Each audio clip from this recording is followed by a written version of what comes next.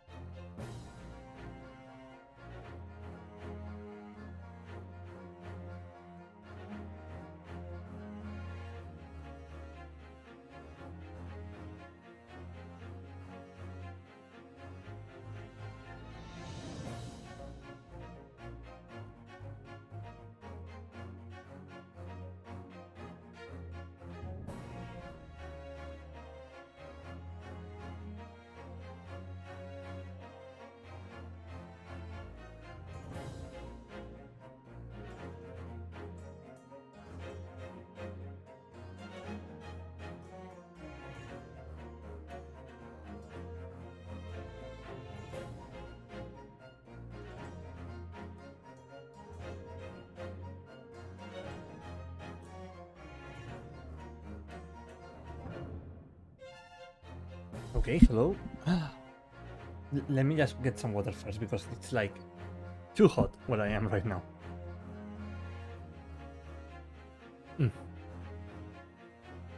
Okay, let's see. Welcoming Connie and welcoming Mistreats. I hope you are both having a fantastic day today. Y tú no te rayes, Connie, que ya verás como en la siguiente entrevista, de lo que sea, es que seguro que lo pillas. Es que estoy 100% convencido. Estoy 101% convencido. Para que veas. A ver, creo que el juego no se escucha muy bajo, pero ya me las diciendo si eso. Okay, we're going to continue playing The Greatest Attorney. We left off the other day at the end of case number 2. So we're going to be starting case number 3 today. Yeah, so let's just switch into the game. There we go. Okay, let me just get my chat on my phone real quick because I forgot to do that. I knew I was forgetting something, but there we go. Here it is.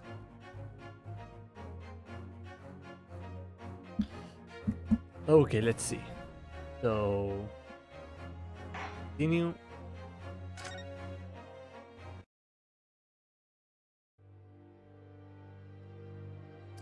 So the adventure of the runaway room. So our protagonist. Glancing over my records of the late last century, I am faced by the events of a certain bitter winter.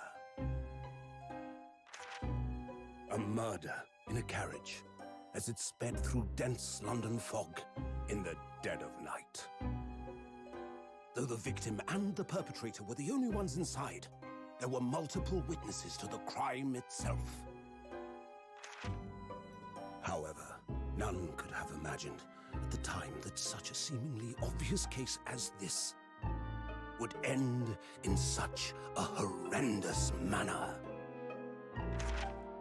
My friend, Mr. Herlock Sholmes, once said of the incident, I believe that perhaps that case was indeed the prelude The beginning of a long concerto that impressive Japanese student and I were to play together.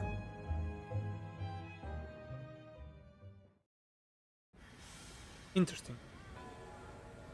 So yeah, we've just arrived to Great Britain right now. Amazing.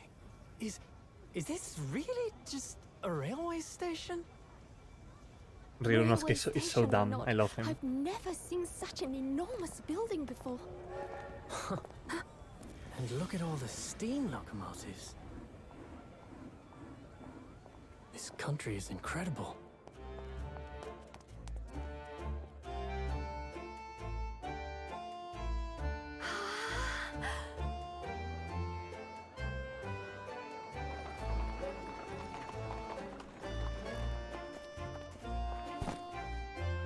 I feel like I'm dreaming. So this is the capital of Great Britain. So, where to? Oh, hello. Climb aboard. I'll take you wherever you want to go. In that case, the Supreme Court in Whitehall, if you wouldn't mind. My pleasure. I suppose you're visiting students from abroad, eh? Yes. Thought so. Well then, I hope you enjoy your stay. And welcome to the centre of the world, Great Britain's mighty capital, London. London. But yeah, we've just arrived into London, as we can see. Oh. Let me see. Tuve un momento de estupidez y te voy a preguntar si tomaste desayuno. Por un milisegundo olvidé la diferencia horaria. ¿Te imaginas? En verdad, es que me has descubierto y adaptado mi horario al horario... al horario de... Al horario de tu país, ¿te imaginas? Me duermo súper tarde, me despierto muy pronto. Ay... Pero sí que acabo de merendar hace poco. 18th of February, 9:21 AM. British Supreme Court, Lord Chief Justice Office.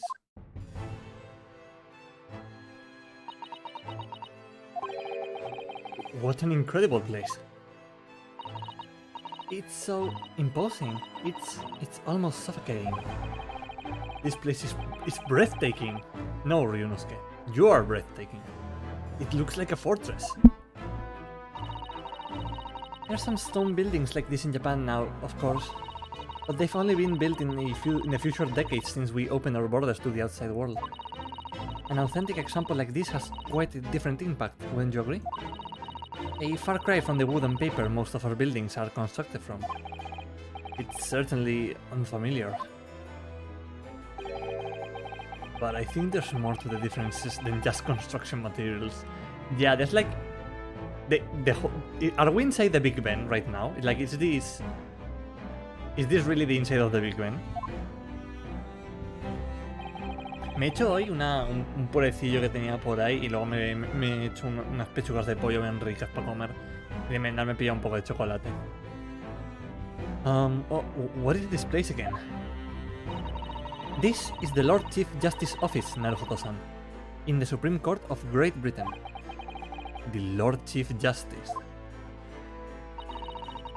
We had instructions to report here at this time. If circumstances were different, we were supposed to let the Lord Chief Justice know that we had arrived from Japan. But Kazuma can't. No. So instead, we are here in a different capacity. As envoys to report the news of Kazuma-sama's death. Yes. And having delivered his or her message, an envoy's duty is done. So we would have to return to Japan. If we want to remain here in Great Britain, I have to take Kazuma's place as the law student selected for the study tour. Yes, which means you need the requisite qualifications as a lawyer, which is what I've been studying for. Here in Great Britain, it is the Lord Chief Justice who appoints lawyers. So that's the second reason why we're here, to have you officially recognized as a lawyer. It's the only way that we'll be able to remain here in London. I hope I'm up to scratch. Ah, good morning. Sorry for keeping you. Dear God. Oh. I trust you aren't too exhausted after your long voyage from Japan? It seems I'm 1 hour, 12 minutes, and 47 seconds late. My apologies. Oh, no, don't mention it. We're never happier than when we're standing around with nothing much to do. Ryunosuke, my boy. How fortunate. So, introductions.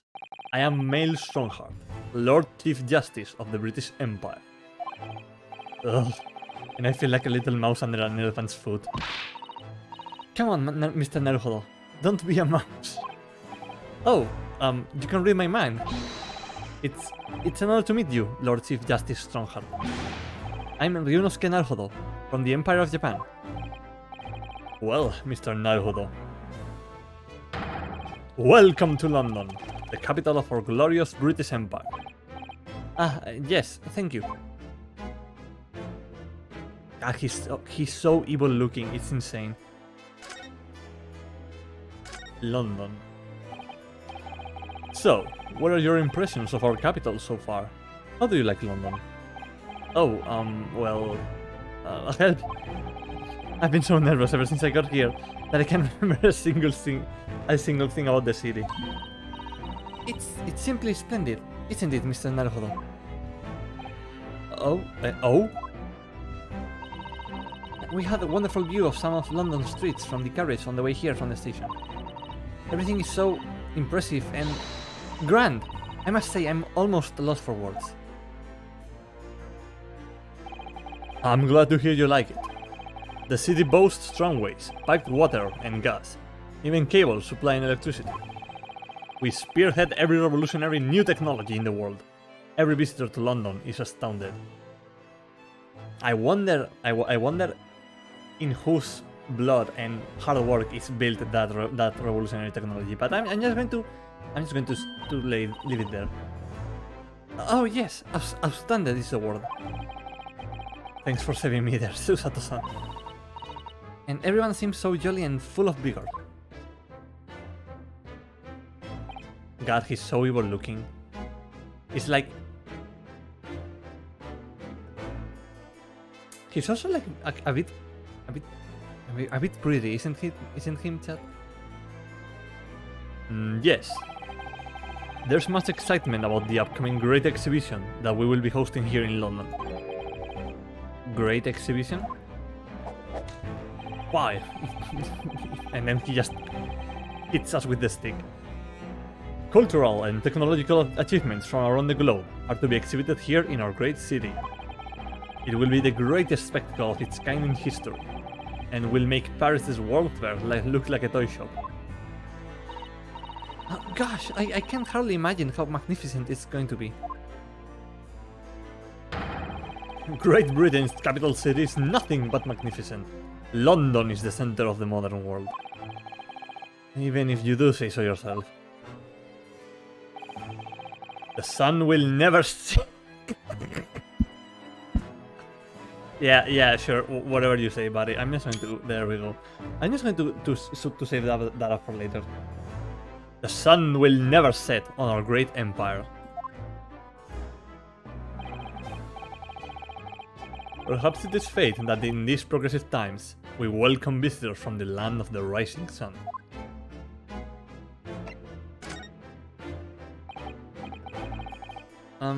Lord Chief Justice, I think you were expecting a student of law for this study tour, weren't you? Absolutely. A Mr. Kazuma Sogi, if my memory serves. I will just say that this guy with his little walking stick gives you a dominatrix vibe.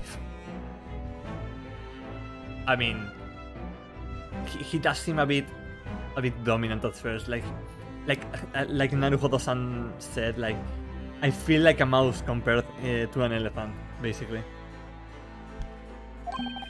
That's right. The British government has already been telegraphed a full report on the situation. I understand the young man lost his life aboard the steamship bound for our shores. That's amazing. The news reached him before we even arrived. My country naturally extends its deepest condolences to yours. Oh, thank you. And you honored this appointment specifically to inform me of the news? Yes. We are here in the capacity of envoys from Japan to report the sad news in person. They tell me you Japanese are a people of protocol and courtesy, and I say that is true. And it is with some regret that I must inform you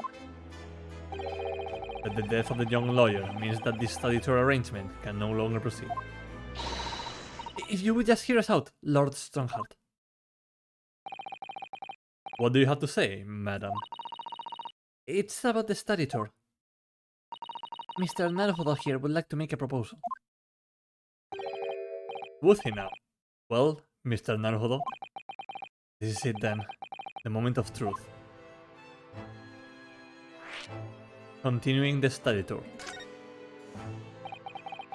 The thing is, Lord Justice, Lord Strong. It's like call him Lord Justice.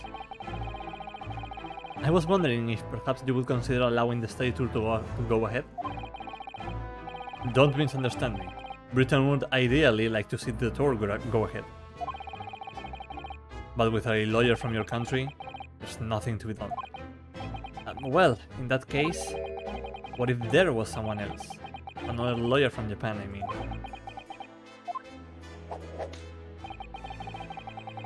Is there something I don't know?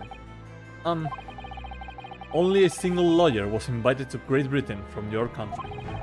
And that was Mr. Asogi. Asogi? I don't know. At least that is what I've been led to understand. Well, the thing is, this really isn't going well at all. I just can't seem to find the right words to say this to say to this man. Mr. Naruhodo! Could ruin things here if I'm not careful. What am I going to say? If there is someone else here from Japan who could be described as a lawyer, it's me. It's me. I can do it. Is that so? I mean, I don't actually have any qualifications as such, but... No qualifications, you say? And yet you still claim to be a lawyer? I have acted as a lawyer in court before. Only once, as it happens. And I had Kazuma to help me, and I was the accused. But glossing over the details. I've been spending every spare moment on the journey here to Great Britain studying. I've learned all about British law and court proceedings while I was on board the SS Buria. The voyage from Japan is some 50 days, I believe. Not what you might call a full education. To become a qualified lawyer here in Britain, not only do you need a university degree in law, you must also complete several years of training. I realize it's far too short a period of time, but I can't just go back to Japan. Kazuma, Mr. Asogi's journey had only just begun. Coming here on this study tour was all he thought about. I have to carry on and do everything he planned to do. I know it must sound like I have an overly inflated opinion of myself, but I would do anything to prove that I have what it takes. Any test you care to set me. Just one chance. That's all I'm asking for. Please. 31 seconds. Sorry? Your opening statement there, Mr. Naruhodo. It was 31 seconds long. Not too brief, not too protracted. A perfectly judged appeal, I would say. Which is a skill that would stand you in good stead as a lawyer. Oh, thanks. So, you're willing to put those words to trial, are you? Well, I'm all for entertainment. Huh? But let me ask you one thing first. Sir. Yes? You say you intend to do everything Mr. Asogi planned to do. Are you firmly set on that path? Well, yes, that's my intention. I see. Am I imagining things? Did his expression just alter a fraction there all of a sudden? Very well. You have your wish. I will give you a chance. A test to become a specially certified lawyer. Whether you pass or fail is entirely down to you. Really? The test. So, what form will the test take exactly? Tell me, Mr. Naruhodo, what do you consider the role of a lawyer to be? Well, defending people, of course. Well said. So, let's have you defend someone. Uh-huh.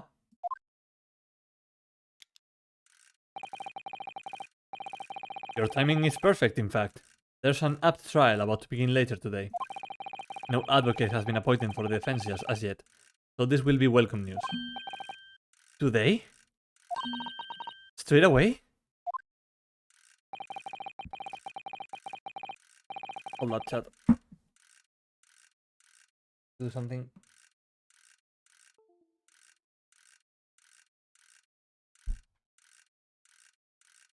If you manage to secure a verdict of non-guilty, you will have passed my test. What could be simpler? How did I get myself into these situations? Well, could I ask, what sort of trial is it, Lord Strongheart? Yes. Good question. Ah, I remember. It's a murder trial. I mean, it's Ace Attorney, it's always a murder trial. There might be some slight variation, but it's almost always a murder trial. A murder? An extremely simple case, I understand. You really can't lose.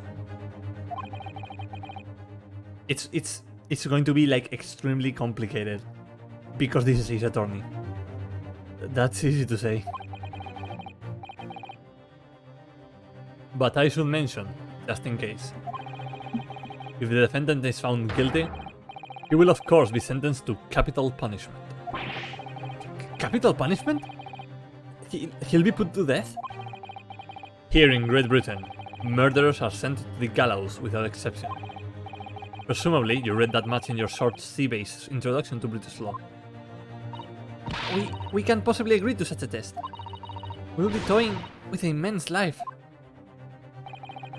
I am the Lord Chief Justice, and I've decided it's acceptable. But you can't do that, can you?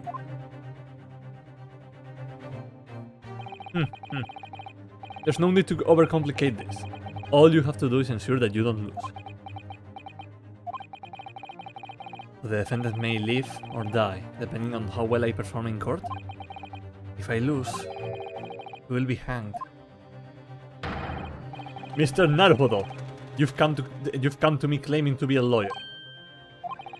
If you want me to take you seriously, you need to prove you are willing to do a lawyer's job.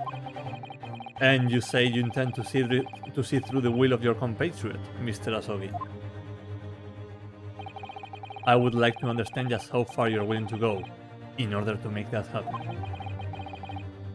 So he's testing my resolve. What's the matter? You've fallen silent. I'm sorry, but time is pressing. The trial begins shortly. I need an answer from you now. What's it to be? What do I say? Do I agree to this absurd test?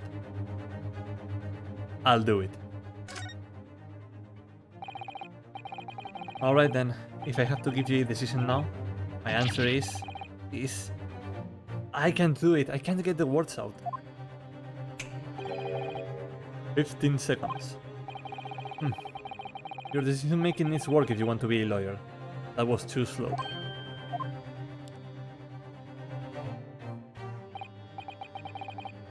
So, it's as I suspected, is it? Sorry? You have noble intentions, but lack the resolve to see them through. The test is cancelled. Thank you for stopping by. Kita, go and acquire your ticket for passage back to the east tomorrow. This conversation is over. Yes, Lord Strongheart. Thank you for offering me a chance.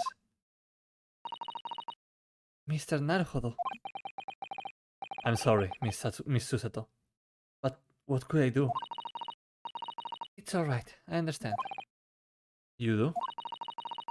It's not an easy decision to choose whether to defend a man in these circumstances. But the resolve has absolutely nothing to do with it.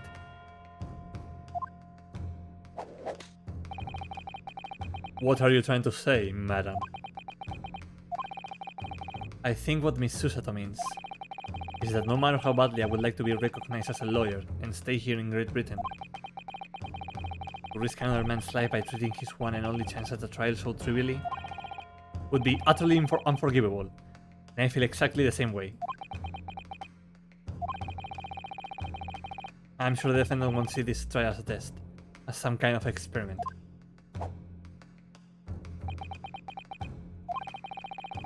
A lawyer may fight for his clients in court day after day, but for each one of those clients, the particular day that they stand in the dock may be the only chance that they have to fight to prove their innocence.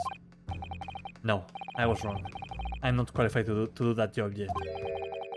I'm sorry for wasting your precious time, Lord Chief Justice.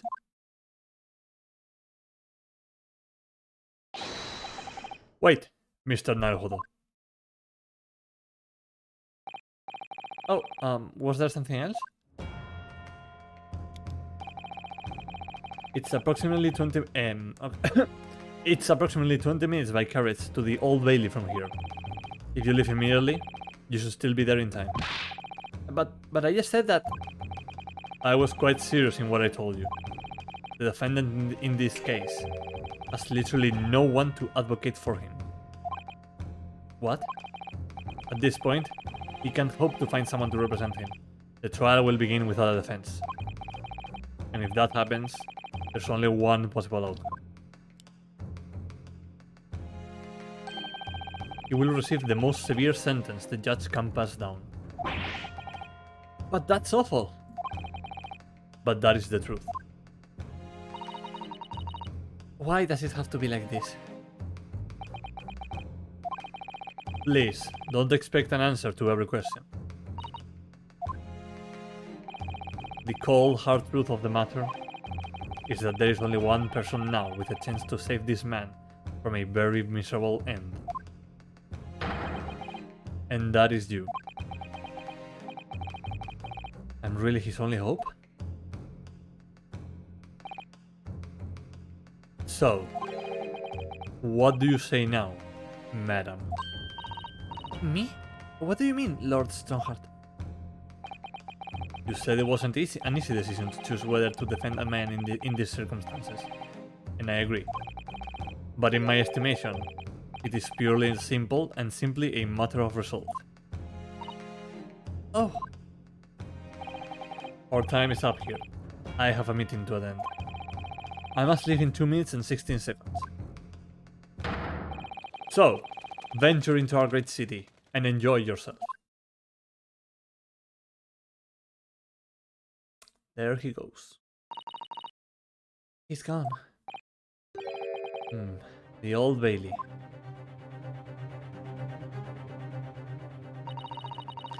If we're going to do this, Mr. Naruhodo, we must leave at once. Let's do it. London's highest criminal court with an illustrious past, the Old Bailey. This is where I'm to take my test and prove my worthiness as a lawyer.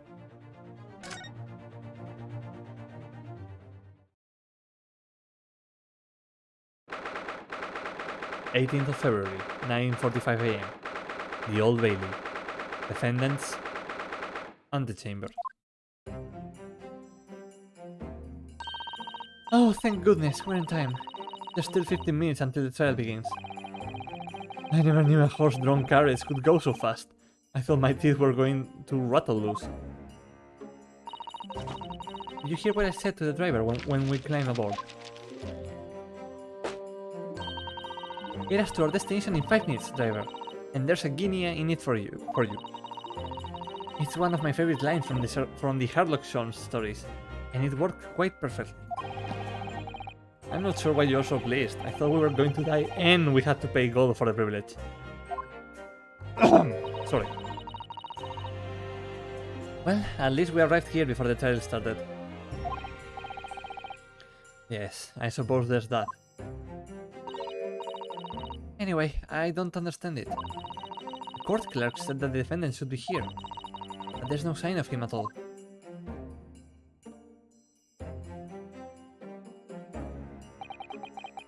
So this is the Old Bailey. Even this room for defendants to wait in is grand. Are you alright, Mr. Naruhodo? I'm feeling tense, that's all. This place gives me the same sense of foreboding that I remember from the Supreme Court in Japan. An oppressive air.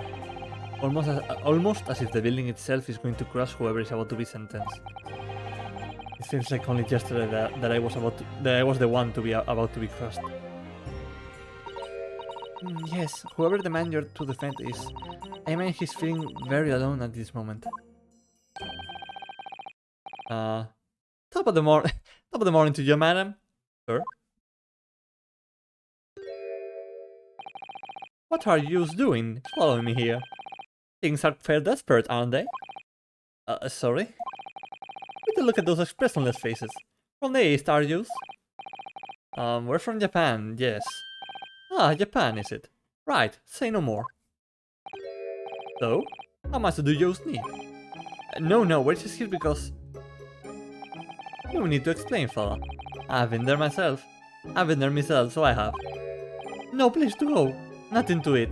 Barely a penny to your name. And all while in a strange faraway land. Well, actually... we haven't found a place to stay yet, no. But it's grand. Let me start by giving juice. Oh. Is this like juice or jaws? Let me start by giving you 1,000 guineas. Say nothing now. 1,000 guineas? Please, Miss Tsusato, you don't have to shout. But 1,000 guineas is enough to build an entire mansion in the most prestigious area of Tokyo. What? That is nothing to me at all. I like to ensure I have sufficient funds to weather a rainy day, you see. I have enough wealth to buy the city of London 2 or 3 times over. Would that much rain even fall in one day? Well, even so, we couldn't possibly accept such a large sum of money. Ah! That hit me in the eye. Don't get me wrong, fella. I'm not giving it to you, no strings attached. I'll be wanting you to do something for me. Oh? To be honest, it's a little embarrassing. The trial that's about to begin, you see, it's for me good self here. I'll be in the dock. So now, what I want you to do is come along with me and stand there beside me. Obviously, you would be my lawyer, but that's just a little detail now. Oh, well, the thing is... Don't worry about a thing. All you have to do is stand up there next to me, nothing more. Otherwise, you see, the trial is going to start without me having any kind of representation at all. So it was true. The Lord Chief Justice wasn't just making it all up. I'm terribly sorry to have to ask, but does that mean you're the defendant in this trial? Blustering blazes, do you not know who I am? Me, one of London's biggest names. No, sorry, we've only just arrived in the city, you see.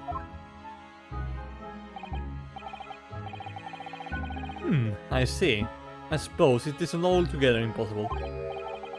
Well, just next to Hyde Park there, in the center of London, is another beautiful park. Sorry, a park? What? It's called McGilded Park. Full of blossoming flowers in the spring and singing birds and whatnot. I donated it to the city, so I did. An entire park? In central London? A city of smiles. That's my vision for London. There's nothing Magnus McGilded wouldn't do for the city and its square old people. Give me just a moment, Chad. Getting myself some more water.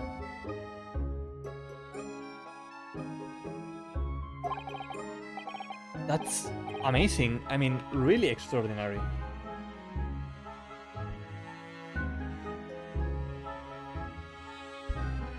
There. Ah, but now now they have the gall to say I'm good for nothing, criminal.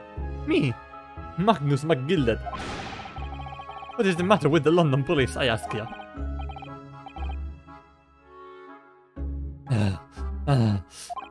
Alright, don't pass out. Mr. Naruhodo. Perhaps now would be a good time to introduce ourselves while the gentleman catches his breath. Good idea.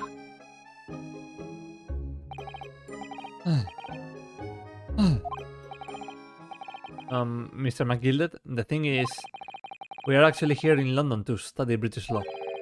We are law students on a study tour from Japan, you see. So, if you don't have a lawyer for the trial yet, and you would be happy to put yourself in our hands, we will do our best. What was I after saying, you daft idiot? I've given you 1,000 guineas to stand up there next to me, haven't I? Well, yes, but I wasn't really offering to just stand up there next to you.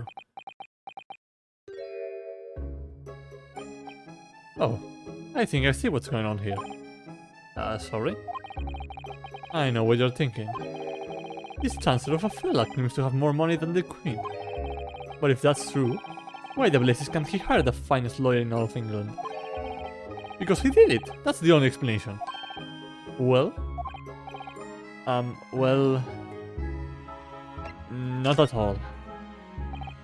Not at all, although it is a little bit strange, to be honest. Why don't you have a lawyer, I mean? That would be the fault of the Reaper. Sorry? Did he just say Reaper? Aye, the Grim Reaper of the Bailey, Lord Baruch Van Six. Here's the prosecutor.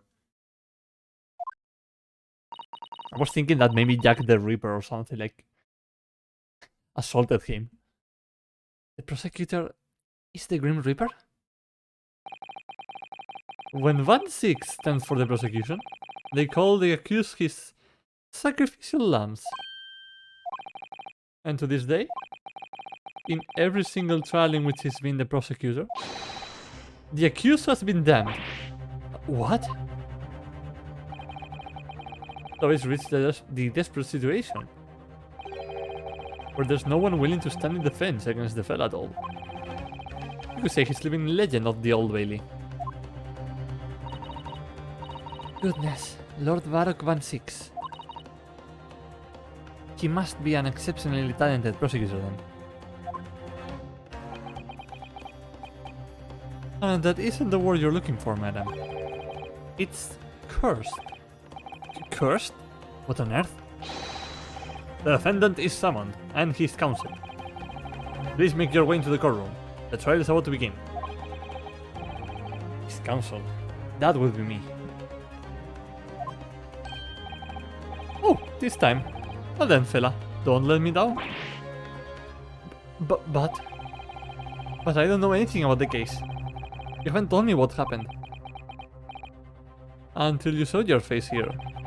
And I had made up my mind, so I had. Sorry? I had decided that I would have to defend myself in there. How would that have worked? I mean, Ryunosuke, you did it on your first trial, and it worked. So... But then you made an appearance, as student of law, wouldn't you know? It's no accident, I can assure you of that. It's fate. So don't get cold feet now, please.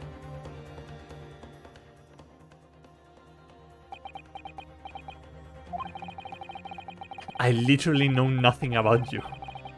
About the case or about this man who stands accused. In fact, the only thing I do know is that I can't just turn my back on him.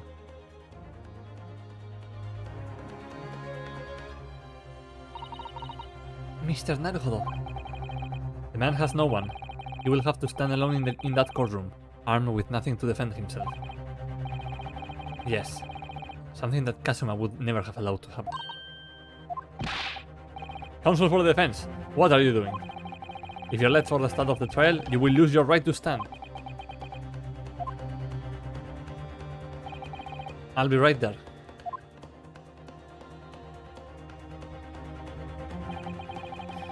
It's happening then. My first trial in a British court. I hope you're watching over me, Kazuma. Because I have no idea how I'm going to manage this.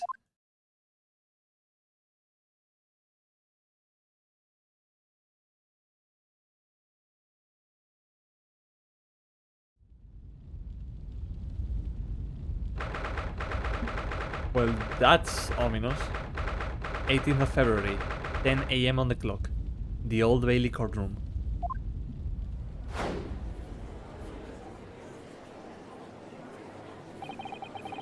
Oh, we're carrying Kazuma's sword. That's very cute.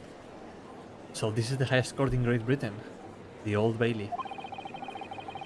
Centuries of history in this place is palpable, isn't it? It's so different to the Supreme Court in Japan. It feels both imposing and serene at the same time. The atmosphere almost makes words redundant. Whatever the country, determining a person's guilt or innocence is always a solemn affair.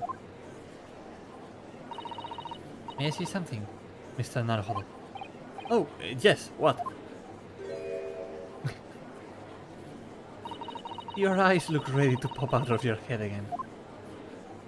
I know, but I just can't help it.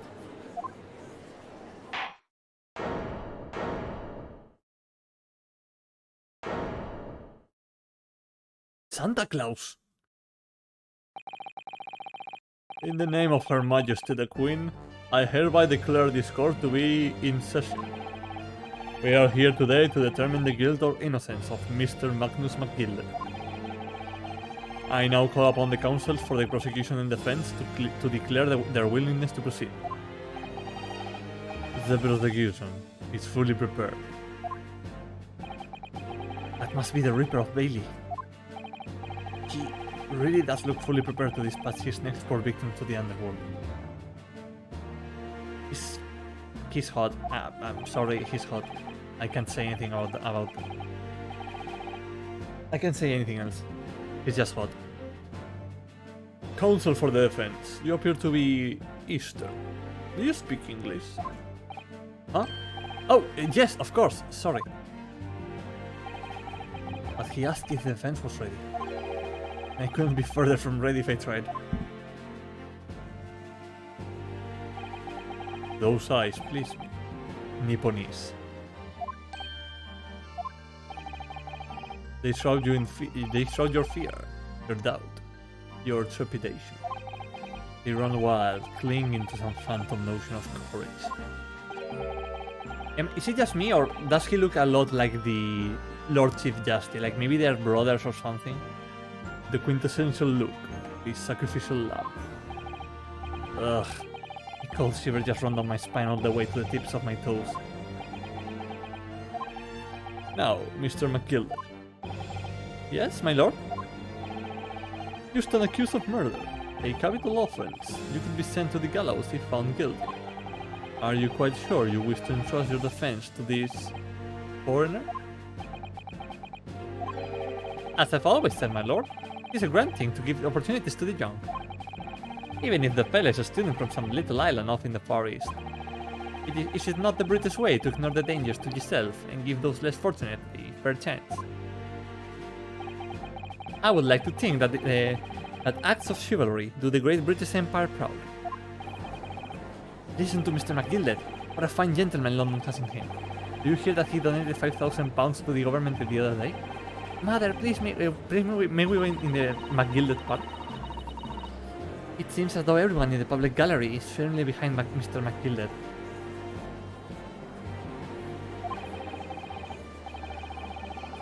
That's definitely welcome news. And he certainly has a way with words. I'm surprised he couldn't convince anyone to defend him.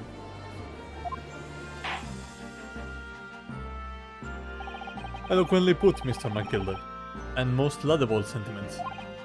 Now, ladies and gentlemen of the jury, I'm sure I need hardly remind you. that you 6 members of the public have been selected for your impartiality. Are you ready to proceed? Yes, my lord. If the task is to send rotters to the gallows where they belong, I'm more than ready. At the manor, his lordship always says we should dispose of rabbits promptly. Naturally, I agree. Huh! Any criminals here will soon be wishing they never set eyes on me.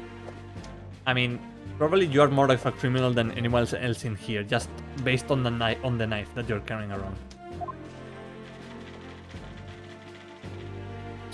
She didn't even speak?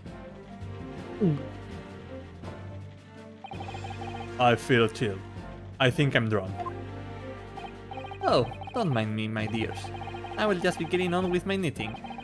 Must finish this meat for my grandson. Oh my god, it's Frankie. We found Frankie in the video game. It's literally Frankie. Mr. Naruhodo, those people are... The jury? Yes. That's something we don't have in Japan yet. That's right. I've only ever read about it. But here in Great Britain, the court's final verdict depends on the opinions of these 6 jurors. The judge passes sentence according to the law, but the jurors determine guilt based on common sense. So the defendant is ultimately judged from 2 completely different points of view. But how exactly do the jurors give their verdict? That I don't know, but I'm sure it will become clear as the trial progresses. So you tell me you had 50 days to study and you didn't even know that and you couldn't even teach it to poor Ryunosuke? Yes.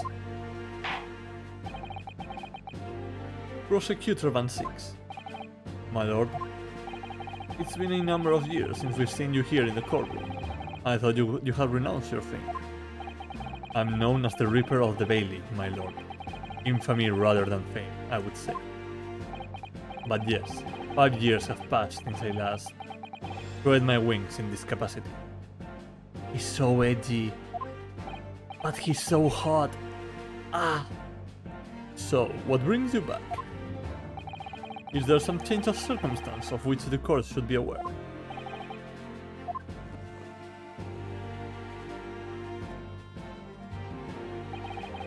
I leave that to your imagination, my lord. So the Reaper has been out of action for 5 years. Why did he have to choose today of all days to make a comeback? Don't lose heart, Mr. Naruhodo. As you wish, sir. The court nevertheless welcomes your return. Now then, opening statements, I think. A summary of the case, if you please. Certainly, my lord. As your lordship is aware, this is a case of overwhelming simplicity. We must be the only ones in here who aren't aware. The incident took place in the late evening, 3 days past. The hour was some minutes after 10. The victim was a maker of building bricks, known in the community as Thrice Fired the Mason. It is said that he was fired 5 times, not 3, as his name implies. Sorry? Thrice? He was a very accomplished craftsman. The bricks he fired were said to be almost indestructible. Oh, that kind of firing. Okay. I thought it was the other kind of firing. The victim's corpse was discovered in an omnibus in service of the streets of London at the time. A dagger that had been thrust into the victim's abdomen is believed to be the ultimate cause of death. Here is the autopsy report from the investigating medical officer at Scotland Yard. Thank you, counsel. I shall accept that and the photograph as evidence. The autopsy report has been entered into the courtroom. The photograph... Wow, so back in Japan we only had black and white photographs, but here in the Great Britain we have colored photographs. That's interesting.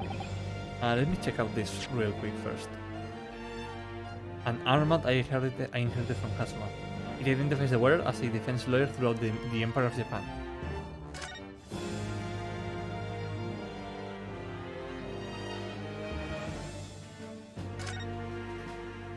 Yeah, it just says the name, right? Yeah, the lawyer's name is here.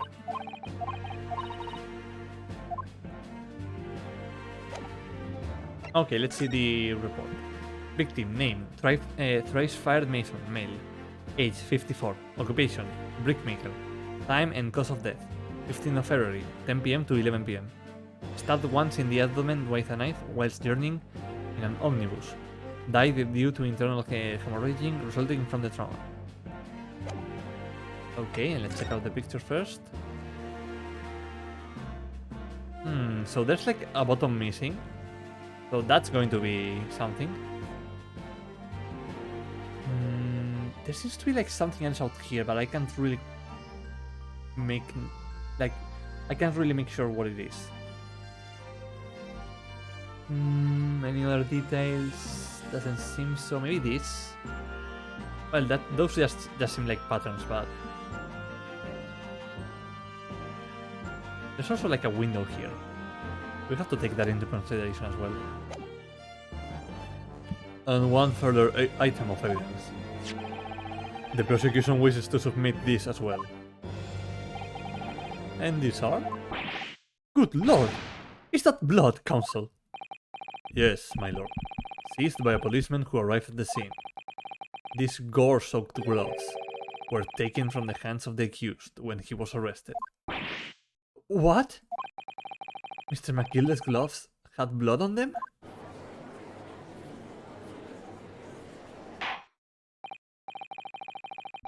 Yes, I will accept this as evidence as well. The defendant's leather gloves. How did I get into this?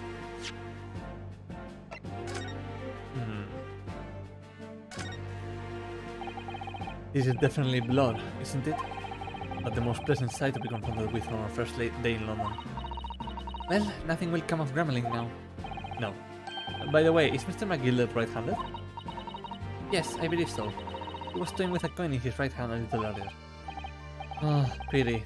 If only he had been left-handed. I think blood on either glove would be fairly incriminating, really. Well, maybe he tried to stop the wound. Like, you know?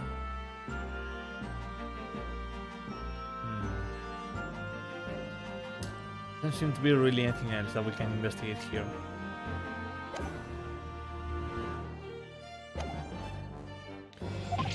I'm backed into a corner before I even started. Continuing. According to the driver of the omnibus, there were only 2 passengers traveling inside his vehicle at the time. Only 2? Obviously, one of those passengers was the deceased brickmaker, Mr. Mason. He's called Mr. Mason because he makes bricks. Nice. The other was the accused, Magnus McGilder. Well, rather damning circumstances to say the least. Oh! Hey Berlin, welcome in with that 6 viewer raid. Let me just quickly... What a perfect gem of a raid message. Yep, you are 100% correct. Let me just quickly give you a shout out. Shout out Berlin. Berlin is a part of the people, and you can go check out their streams. Welcome in, Nero something.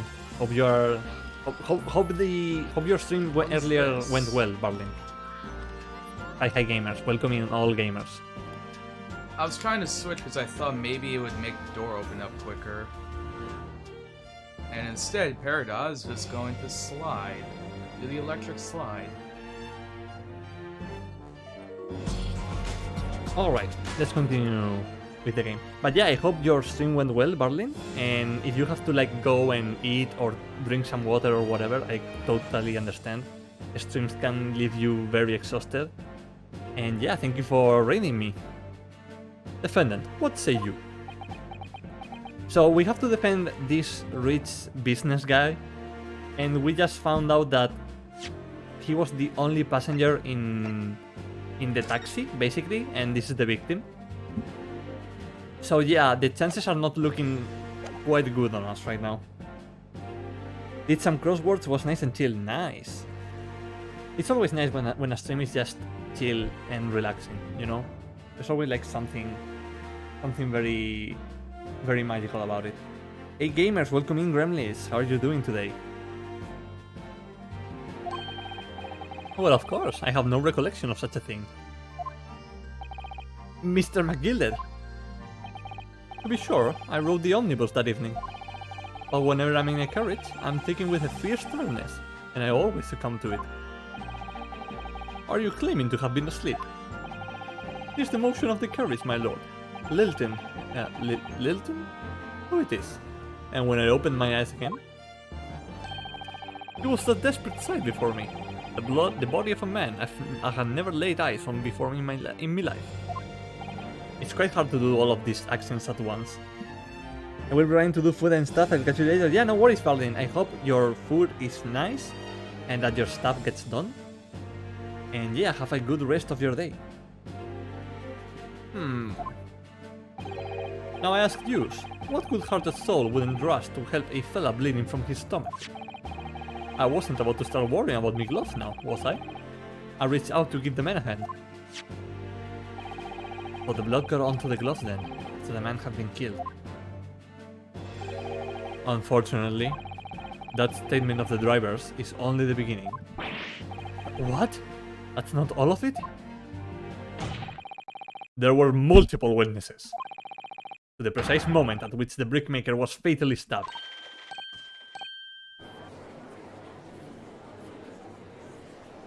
That lady is going to break her writing machine. Typewriter? I think it's called a typewriter. Oh, I skipped that dialogue by accident. When the killing took place, only the victim and the accused were inside the carriage.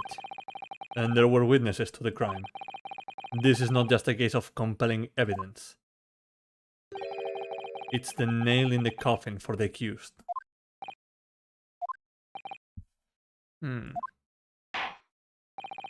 Thank you, counsel. The circumstances of the crime have been made quite clear. I think we will hear testimony from these witnesses first of all. Your wish is my command. Bailiff, bring the witnesses in at once. Like so extra. I love him.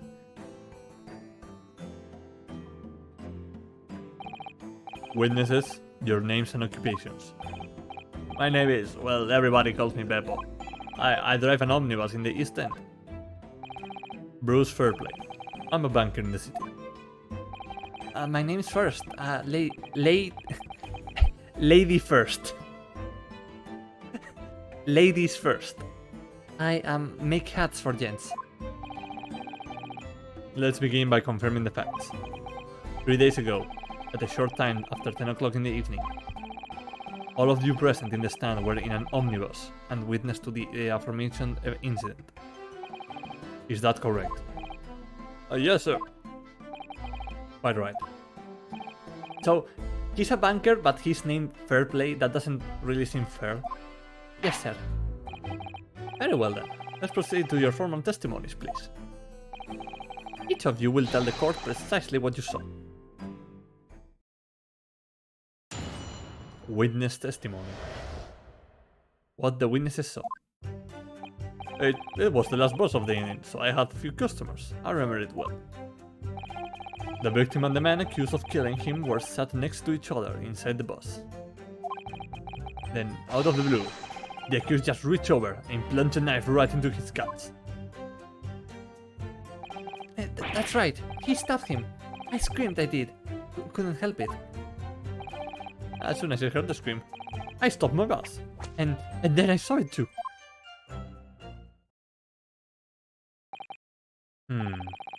An ambiguous testimony, I must say. Exactly, my lord. This man witnessed the incident in the omnibus with their own eyes. I would like to ask a question, if I may. Yes, counsel. Well, this testimony makes absolutely no sense to me whatsoever. Why not? Well, the incident took place inside a moving carriage, didn't it? As has been clearly stated from the outset, yes. Well, in that case, how could those two witnesses possibly have seen what happened? There's no way that they could have seen the inside of the moving carriage.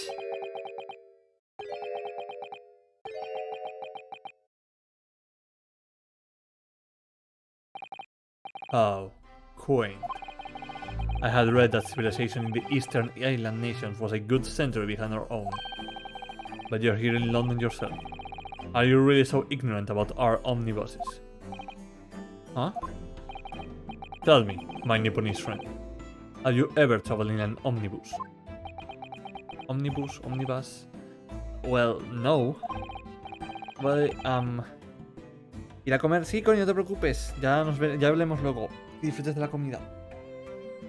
We only arrived in London this morning. No matter. I've arranged for us all to see for ourselves. The actual scene of the crime, that is. What do you mean? The actual scene?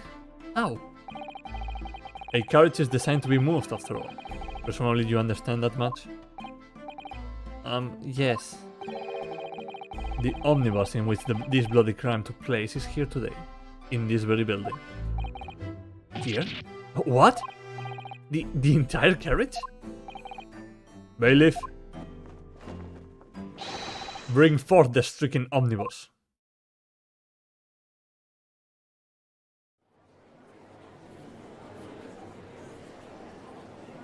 So yeah, it has it has some windows. So that's an omnibus. The omnibus. Can't believe that they could bring something so enormous in here. Great Britain's courtrooms are amazing. As you can see, the omnibus is pulled by 2 horses and can carry up to 8 passengers.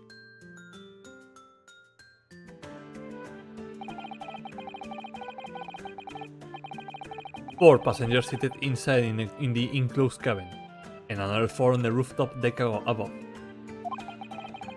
Every Londoner knows that the best views of the city's architecture and sights are to be had from the top of an omnibus. And I should point out to our foreign guests that there is a skylight in the roof, allowing a view of the interior from the seats above. Ah, a skylight. Oh! The penny drops at last, I see. These 2 gentlemen were occupying the rooftop seats on the omnibus when the murder took place. That is how they came to witness this grim incident. Through the skylight. Ugh, that makes perfect sense. Well, counsel, this is a first. In all my years behind the fence, I've never experienced the crime scene itself being brought into the courtroom. There are a number of important clues remaining inside the carriage, my lord. I would like to submit the omnibus itself as evidence. That is the prosecution's wish. Ah, dear me. No. And then the game ends. Like the trial ends. The judge says no. Very well, I see no reason why not. This omnibus here is hereby formally accepted as evidence. Hereby formally accepted. I cannot speak today, sorry chat. The 8-seater omnibus that was the scene of the crime. There were passengers both inside and on the roof. I can't believe it. The entire crime scene entered as evidence? Okay, let's start examining this bad boy.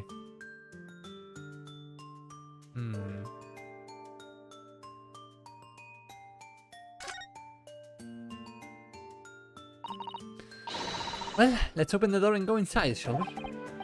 Ugh, the scene of a murder. It's horrible.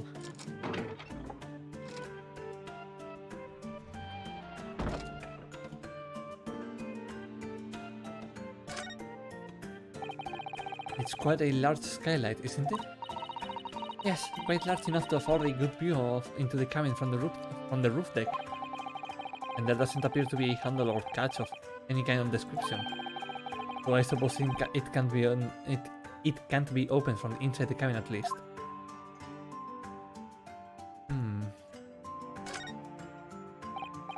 Ah, that's a poster for the great exhibition that's due to start 6 months from now.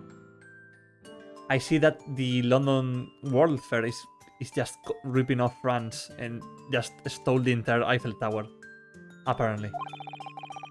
There's a lot of focus being drawn to the Crystal Tower, the centerpiece of the whole exposition. Oh, the Crystal Tower. It's under construction already, I believe. People all over London must be freezing with excitement at the prospect of such a grand event. Okay, let's see. This seat has a candle, it seems. Oh. This looks like all sorts of equipment that may be needed to keep the omnibus running. Feeding taps, tools to repair the wheels, blankets, horseshoeing tools. So it's a storage compartment for the coachman to keep his things, it seems. There doesn't seem to be any space for passengers to stow their luggage, that's for sure. Well, I don't imagine it would be very convenient for that purpose anyway.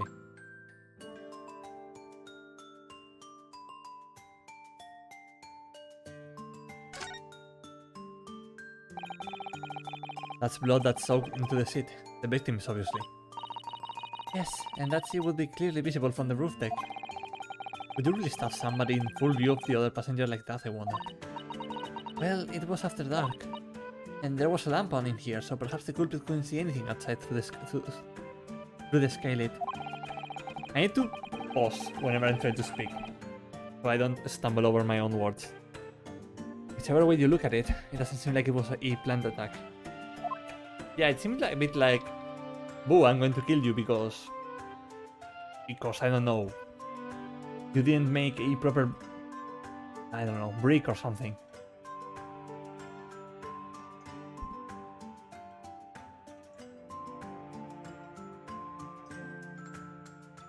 Okay, let's see. So there's like nothing here. Ah, that's a poster for the great exhibition that's due to start 6 months from now.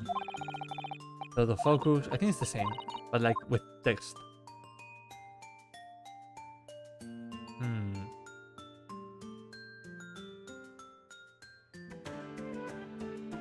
Yeah, there doesn't seem to be anything else here.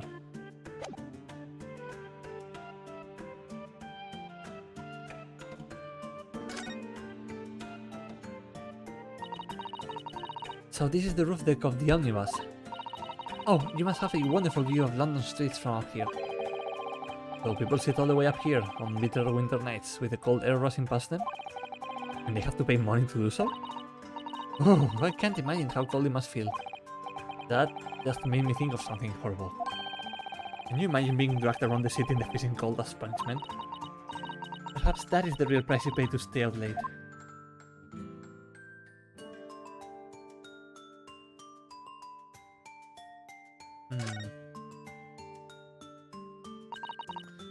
Yeah, this is like the same text, it seems.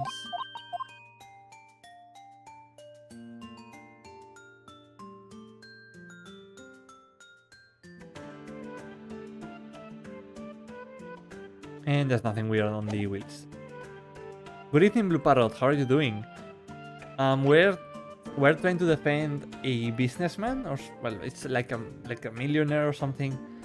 I don't know. We're trying to defend him, and as a test to become lawyers. And there's the guy who died, and our client claims that he was just sleeping in the omnibus. So yeah, it's a bit hard. I can't believe it. The entire crime scene entered as evidence? Yes, Great Britain is simply extraordinary. I could help myself a lot by giving that omnibus a thorough examination, seeing as it's here. Let us continue with proceedings then. Your cross-examination, counsel. I don't expect this Nipponese straight to understand the intricacies of a British court's cross-examination rights.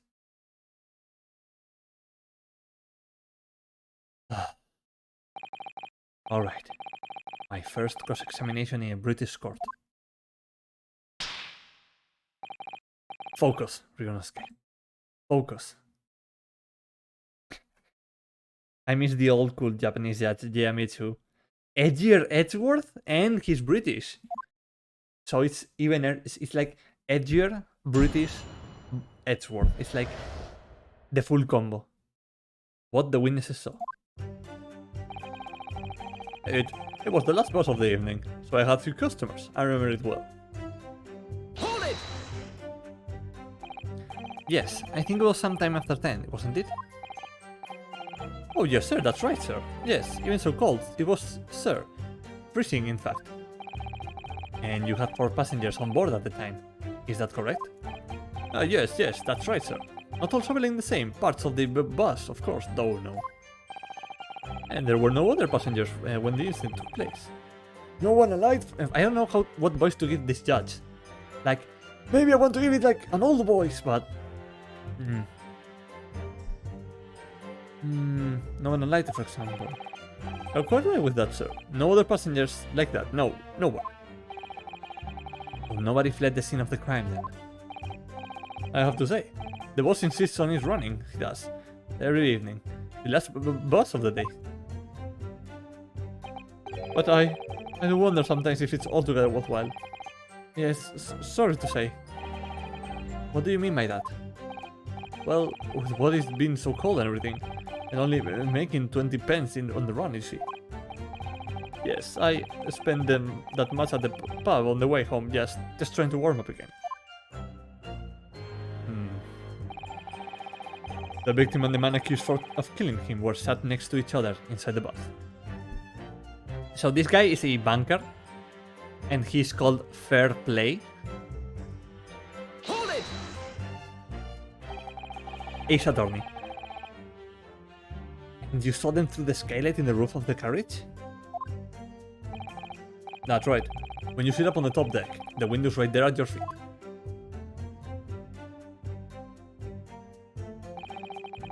Banker? Guilty. Boom.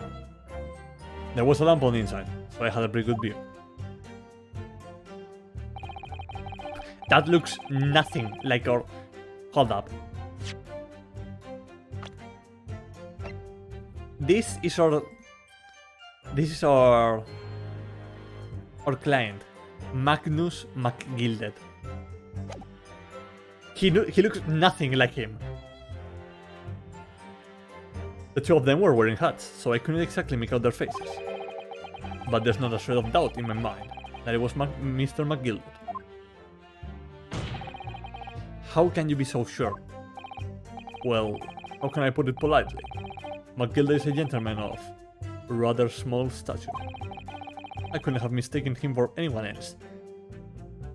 Dude, the literal clothing is like completely different styles. Like, what are you talking about?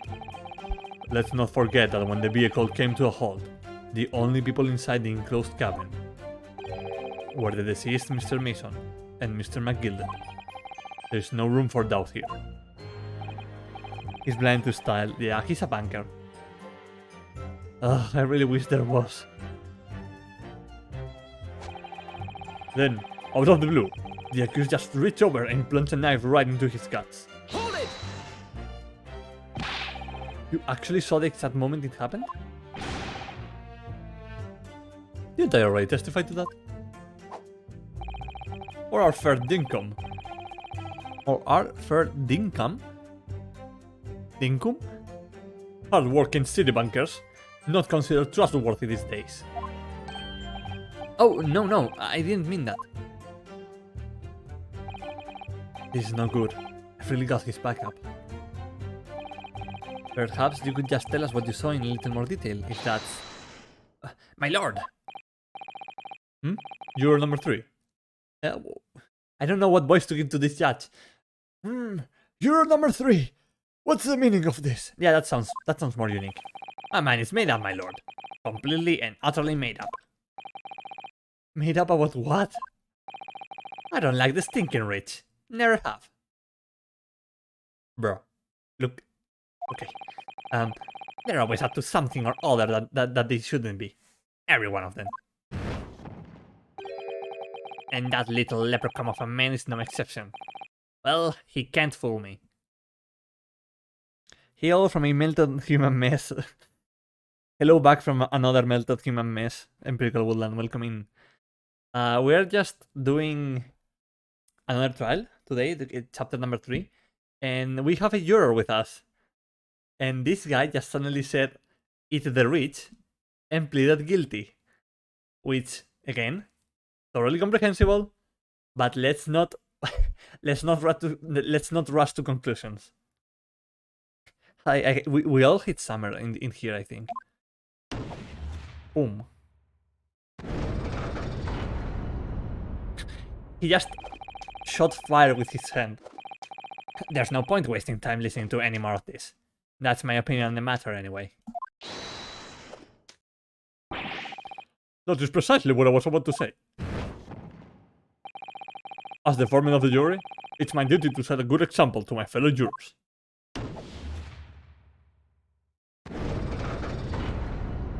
How is fire supposed to make things heavier? What is happening here?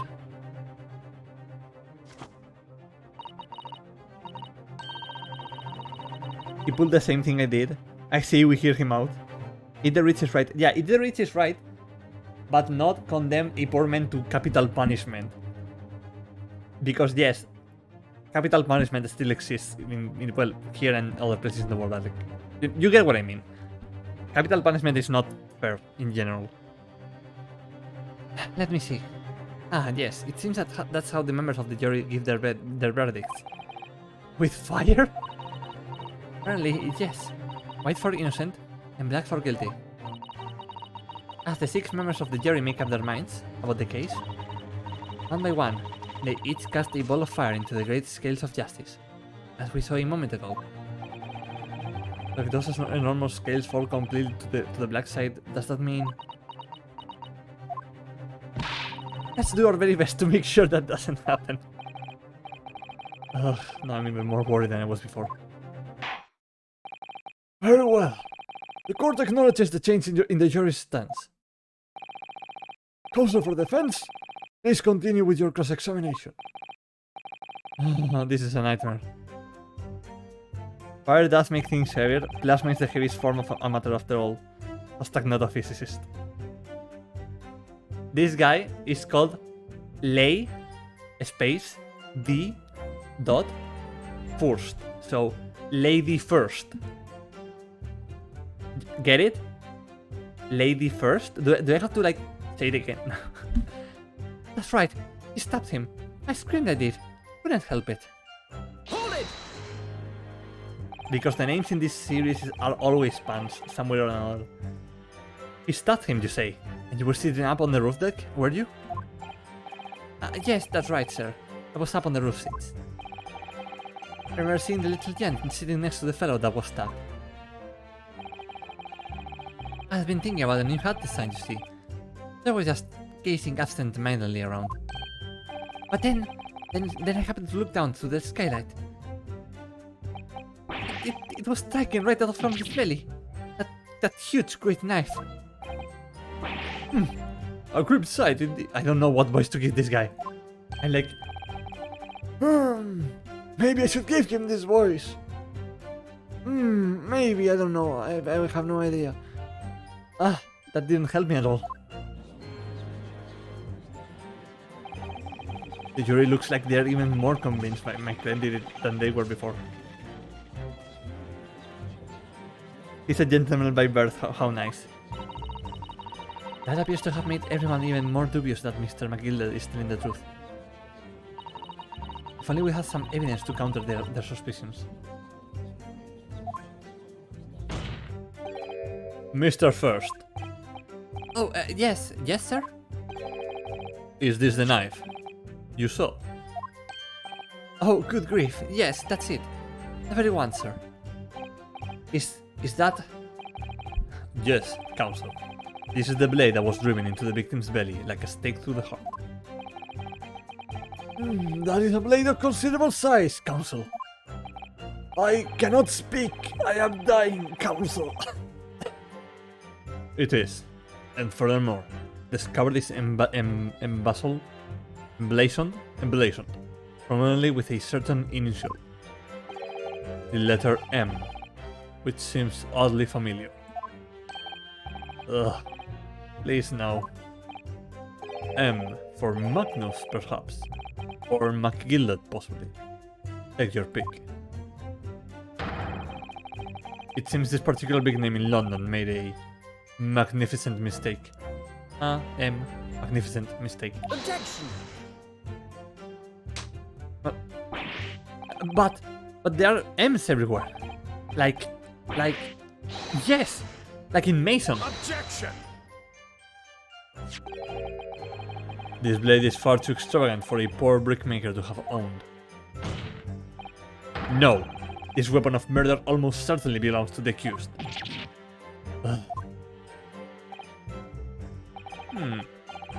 Not conclusive, but certainly some compelling counsel. The murder weapon has been entered into the court record. My lord, if you'll forgive the interruption. Oh, juror number 2. Go on. Mr. McGilded is a pillar of society and a gentleman. And a gentleman's word should be sacrosanct. However... Fuck him. Guilty. Those of us in service know we must accept hard truths. Wait, what are you about to do? Dispose of the rubbish. Oh, there it goes. No! I don't wish to cause offense, but I would like to eradicate all traces of filth and grime. Hold it. I have painstakingly typed every word uttered here today, and cross-referenced all the facts. Oh my god. As such, I am now in a position to draw the only logical conclusion. Fuck him.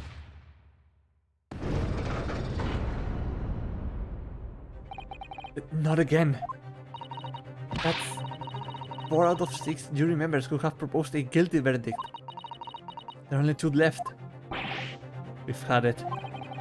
Every time I press these witnesses for more information, I just make the situation worse. Isn't that like every game as attorney ever? Like we press, and then it's worse, and then we press again, and then it's even worse. And then we present something, and it's a little bit better, but then it goes back to worse. Ma'am, that's not a juror's job. We have a stenographer for a reason. Nevertheless, what we need more than anything at the moment is more information. We're still very much in the dark. I suppose I will just have to keep pressing the witnesses, knowing that more sparks may well fly. We mustn't give up hope that we will uncover something that will give us a way to fight back. But... alright, I will keep trying. I can't give up. I just need to keep calm and listen to the witnesses' statements again. Once I heard the scream, I stood my bus and then I saw it too. Hold it! I want to examine the blade first, hold up. Let's see. A largish knife that was found lodged in the victim's abdomen. Its quality and fancy ornamentation suggested it must be quite valuable. It's the same, right? Yeah, it seems to be the same.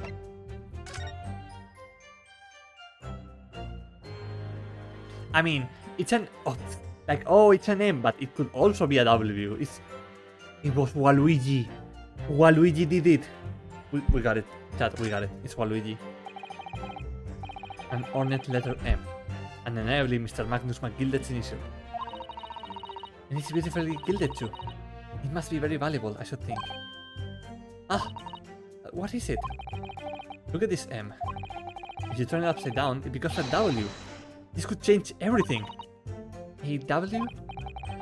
Yes, this is one of those, turnabout cases. I'm sure of it. I'm afraid I don't know at all. But what I am sure of is that this is an M. Oh. That idea was quickly squashed. I mean, I don't know. Yeah, I could see it, possibly.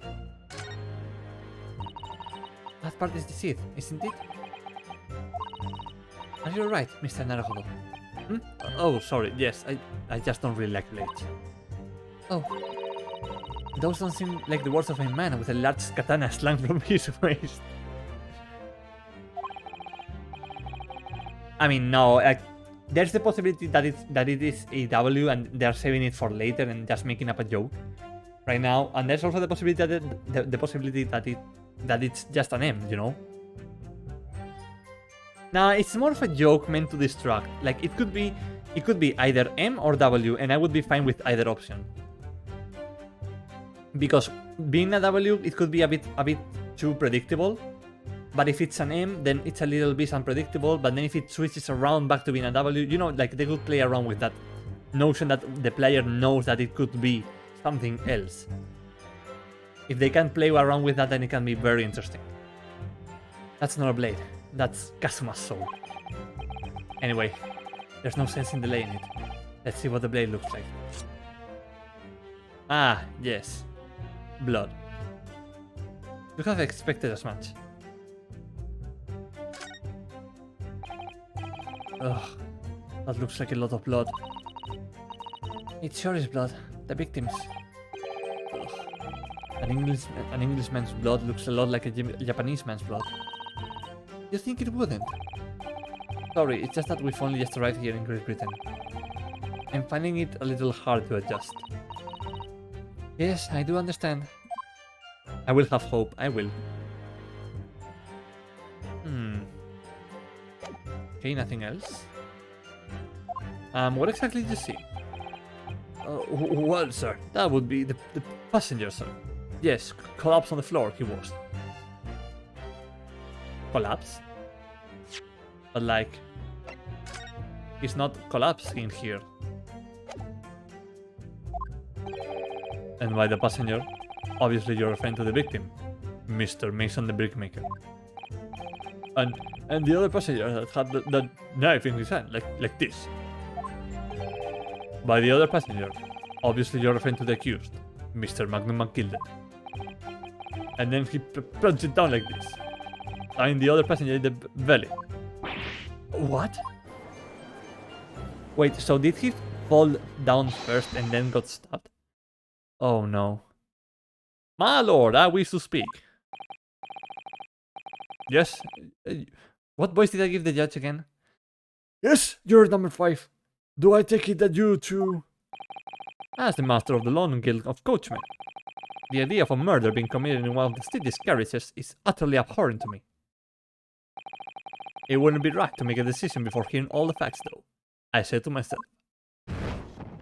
Fuck all the facts. But I've heard enough now. The horse has bolted, as they say. No, please, just keep an open mind. The applause, Silver Brace. The finish is in sight.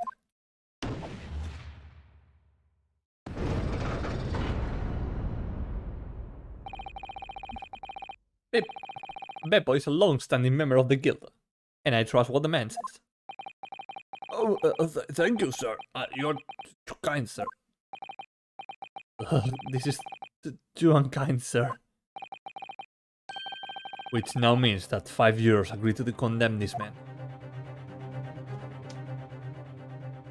We only have Frankie left as our ally. Madam Juror number 6. Yes, dear. What can I do for you?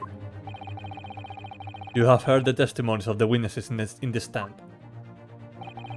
Oh yes, I certainly have. Still got my hearing, you know.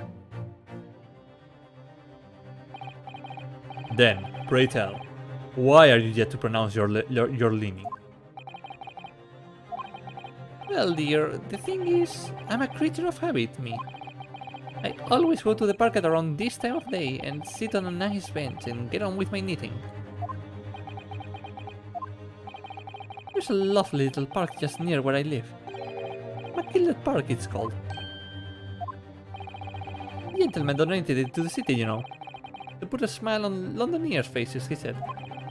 I can't imagine such a fine young gentleman would have it in him to take another man's life. He's always doing wonderful things for the city. That's right, a man like that wouldn't stop someone, surely.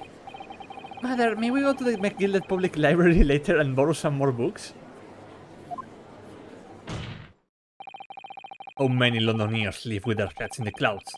Do you people not know? What kind of a man Magnus McGilded really is? What kind of a man is he? The philanthropist, Magnus McGilded, has enough wealth to purchase the entire city he claims to value so highly. But where did all that wealth come from?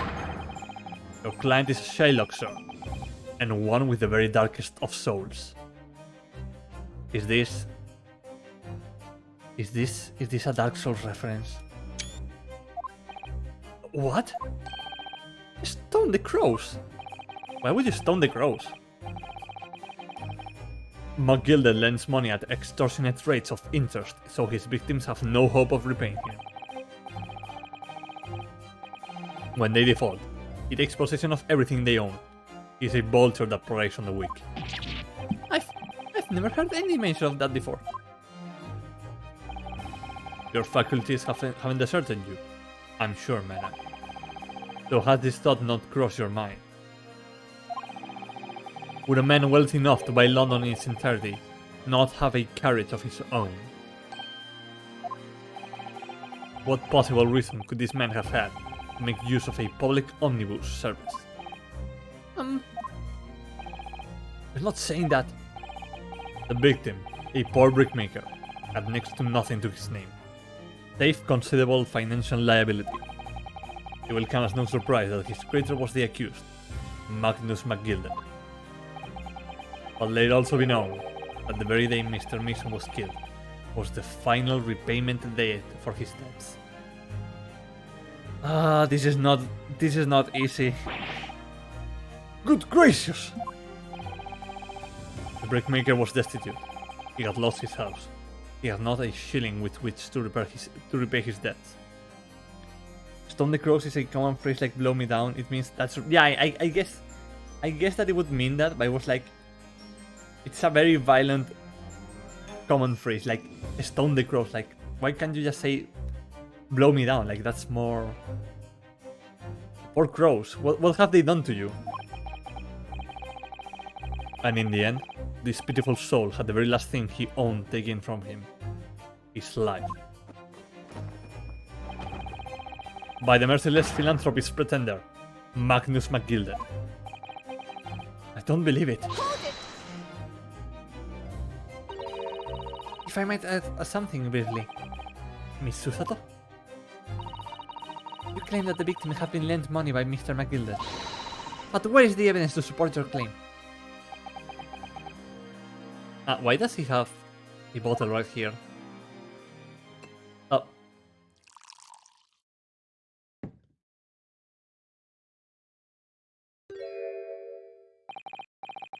Pray forgive the discourtesy of filling my hallowed chalice in a court of law. Aha! There it is!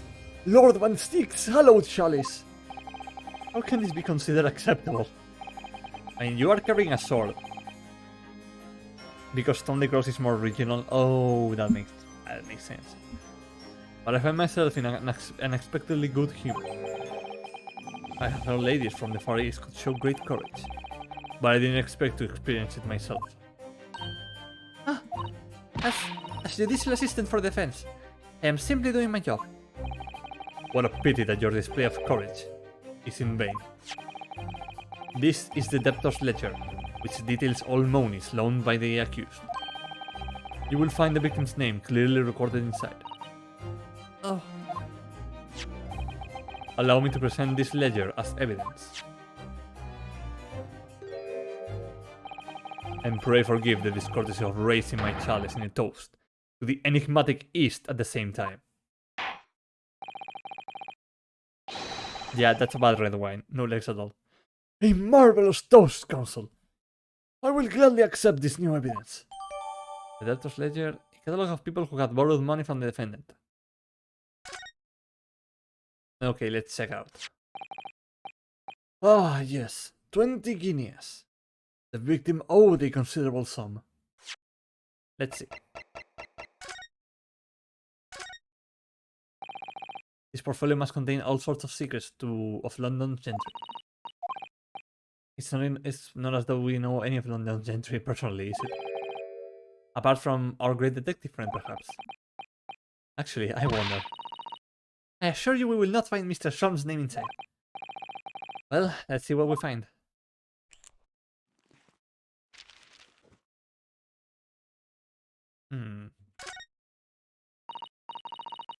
Gosh, it's crammed full of gentlemen's names, isn't it? Isn't it? Well, I suppose they're probably not all gentlemen at all, are they? After all, not everyone in this country is well off. Ah, goodness! What is it? Look at this. Do you see the name here? Bruce Fairplay. So that's the banker. Ryunosuke. We are literally interrogating the guy right now. Bruce Fairplay, the witness testifying at this very moment.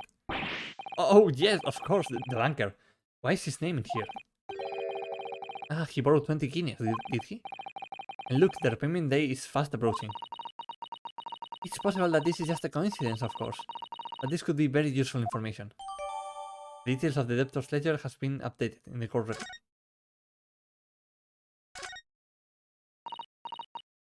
Nah, it's the same, right? Yeah, it's the same.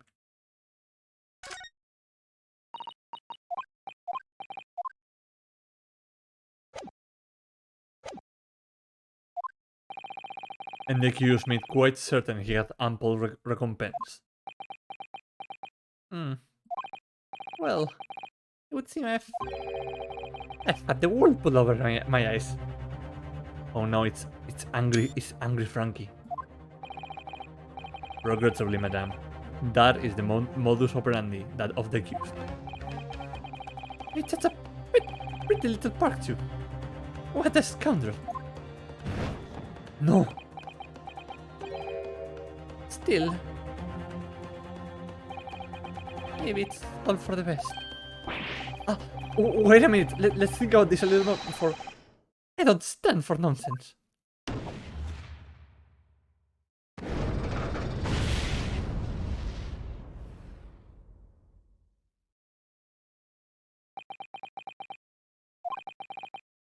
Was it the last juror's decision?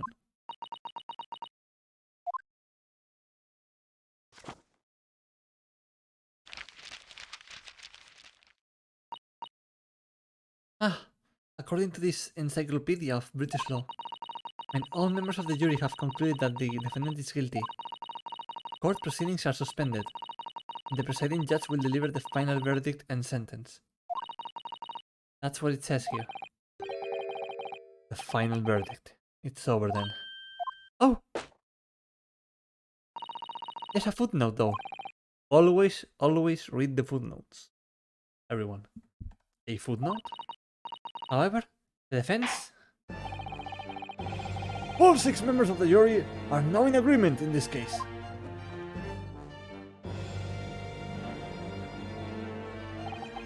Allow me to convey my respect for your swift and righteous decision. According to the laws of this country, I will now conclude the trial by delivering my final verdict. I trust there are no objections? Miss Susato, just tell me one thing. Oh, yes? You were in the middle of saying something before. The footnote in your encyclopedia of British law. However, the defense... What did it say next? Oh, yes, of course. You already closed the book? And all members of the jury have concluded that the defendant is guilty. I will read anything with the word foot in it, nom nom. Why, Blue Parrot? Why? Court proceedings are suspended. The presiding judge... Then the footnote says, however, the defense has the right to demand a summation examination of the jurors at this point.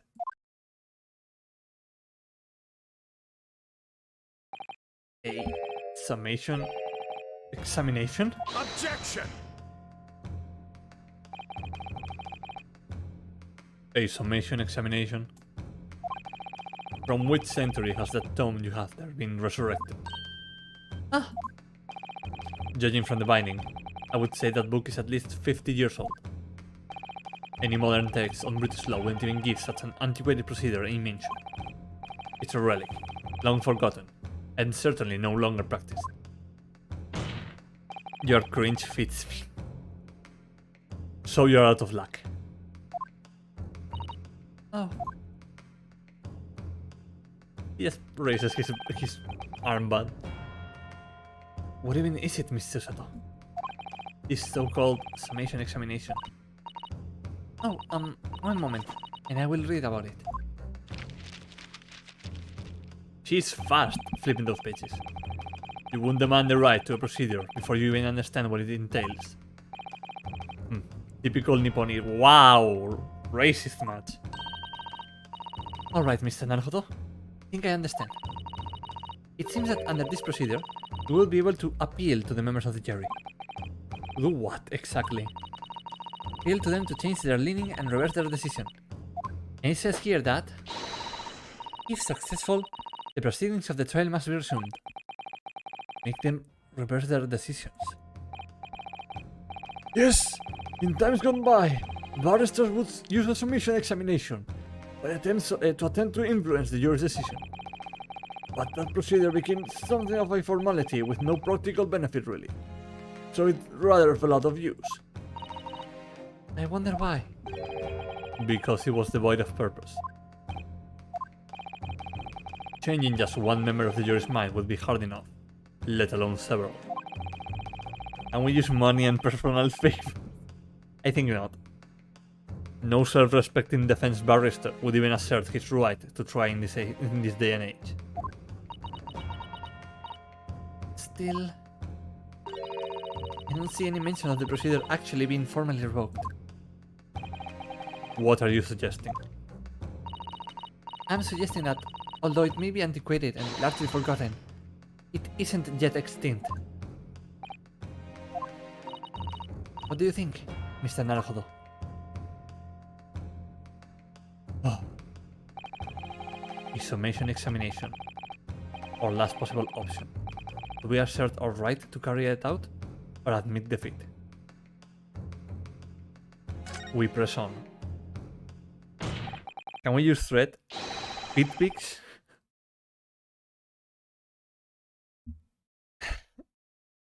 I think you have wonderful ideas, Blue Parrot, but please never ever defend someone in a court of law. I am begging you. The defense wishes to assert its right to examination, my lord. Objection! London is the capital city of the most powerful nation on Earth. Why is Earth not with a big letter? We have a duty to the world to exemplify the very highest standards of judicial procedure. Summation examinations are an embarrassment that should remain buried. Objection! But if it's alright, it's alright. I believe it could prove vital in this trial. Boom. The defense's petition is perfectly valid. The court will proceed with the summation examination. This is madness. Foreman, are you and the remainder of the jury ready? Oh, well, I'm not, there was no mention of this in the letter I received, you see, so... All members of the jury will be asked to explain on what grounds they have reached their decision. On what grounds? You must all justify your decisions and explain why you believe the defendant to be guilty. This is lowercase earth, not uppercase earth we live on. Ah, so it's a different planet. That makes more sense. The blonde dagger guy would ask us to start the Socialist Revolution as a favor. I can be very cunning. Yeah. You can be. Well, my lord, you are rather putting us on the spot. This is most irregular. No mention was made of this before. I don't really hold with all this justifying lark. He's going to break that typewriter at this pace. That seems to have thrown the jurors off. It seems none of them have experienced this before. Alright then. The summation examination. A defense procedure no practicing lawyer has attempted for years, is it? Well, just maybe. Killing someone based on... What? It might be the opportunity we've been looking for, to turn this trial around. So be it then. Ladies and gentlemen of the jury, the court hereby calls upon you to state the grounds on which you find the defendant, Magnus McGilded, guilty of this most serious crime. This jury tickles me. Your Honor, this jury tickles me. Ah, guilty. Oh wait. They literally have no reason to say the defendant is guilty. There was no one else inside the carriage all the time, so it has to have been him. I trust the driver. He has an excellent memory, it seems. 4 passengers. with fares totaling 20 pence. He stuck the chop next to him, just like this. He just goes and kills the typewriter lady next to him. Brazen, I must say. Absolutely brazen. I have simply typed and collated all the statements made thus far, and drawn the logical conclusion. You can trust the guild. Fair first is our motto. We haven't raised prices above 4 pence for years. This scoundrel stabbing that poor man on the floor. It beggars belief. They are sending him to be hanged because he seems a little bit off. And because he's rich. Don't forget, and the scamming part, don't forget about those things as well. I'm starting to wish I hadn't pushed for this now. Some of the jurors don't seem to have wonderfully formed arguments though, do they? Well, let's see what we can do. We need to get these 6 people to change their minds. I will have to throw everything I can at them. Even this sword if I have to. And use some very persuasive language. Just a moment, Mr. Naruhodo. Ah, that's the wife part, yeah. According to my book, that's not quite how it works. Oh? I thought I was going to have to thaw their icy minds with some heartwarming rhetoric about the defendant. Unfortunately, once the jurors have decided the defendant is guilty, they are unlikely to hit anything in the defenses. But then, they have reached their conclusions by their own reasoning, you see. Your pleas will sound like excuses. So we just have to take that reasoning and break it down. In fact, it could recoil on you. The more you try to persuade them, the more entrenched they may become. Then what on earth am I supposed to do? Oh dear, I'm just citing what I've read about British law, Mr. Naruhodo. Right, I'm sorry. Do you have any idea how to make... Oh.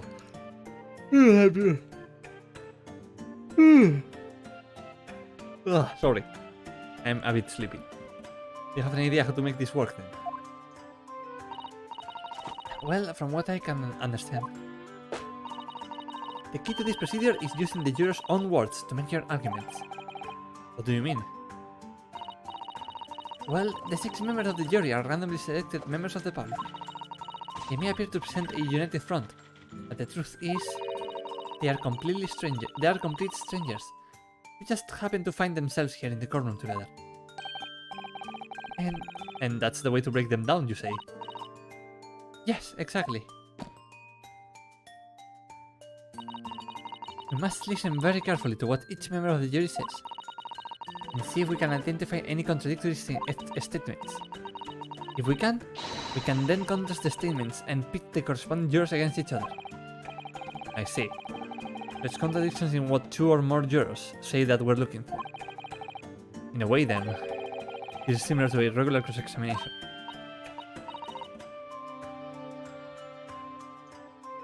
Sorry. Oh, yes, I suppose you're right. Okay then. Find contradictions in their statements, and pit the jurors against one another to break them down. Alright. I might be able to pull this off. No, that's not right. I have to pull this off. Ooh, double slap. Can we start proceedings, counsel? I would ask you to take the stand for this. I'm expecting a clear and concise rebuttal. Yes, my lord. Oh my god. We are on the stand. This has never happened in an Ace Attorney game. The defense's rebuttal. There was no one else inside the carriage at the time.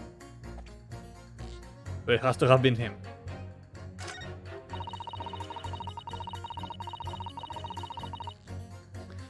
As to the driver, he has an excellent memory, it seems. 4 passengers with fares totaling 20 pence. At the chap next to her like this, brazen, I must say, absolutely brazen. I have simply... Interesting, fair first and motor. The prices are different in between the other two, so let's try pressing first, and then we can pit. That's how much it costs to take the omnibus. That's right. As the guildmaster, I decided to set a policy for all drivers across the city. Unfair, no matter which bus you take or how far you're going. They have to compete with the rise of the motor car, you see. Us coachmen have to make a stand together.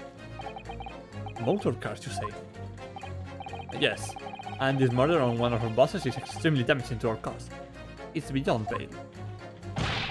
It will lead to a decline in passengers, you mark my words. It's all that Rasca's fault.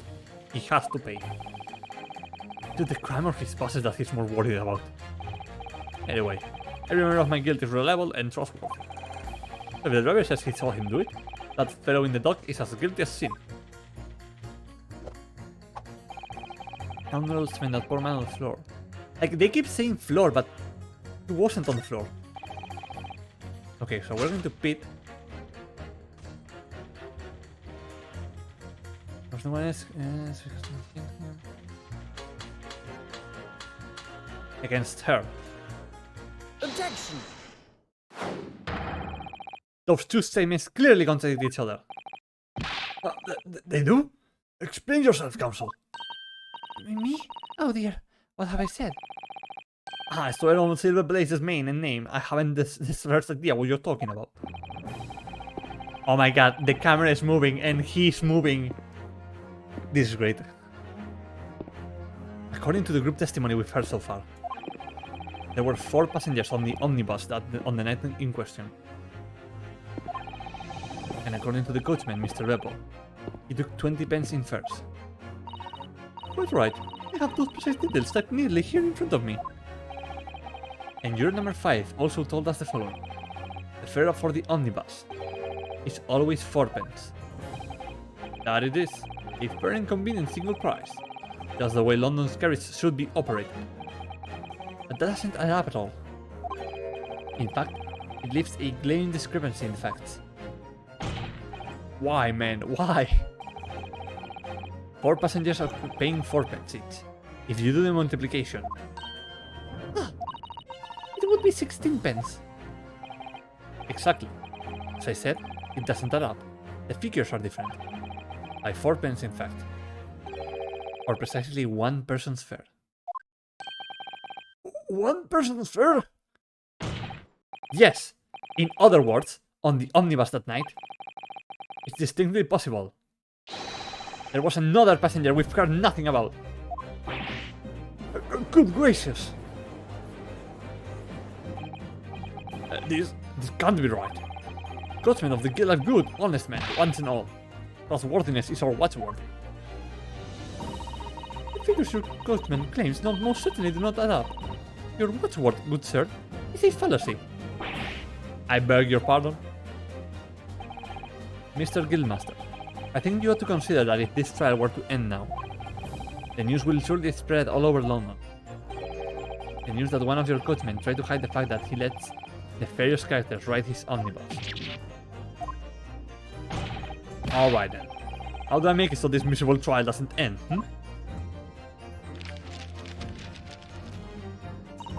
Well, according to my book here, you simply launch a ball of fire onto the innocent side of the set of scales. Now hold your horses there, coachman. We're all in agreement. Why do you have to go and... Wait till I get my hands on you, Beppo.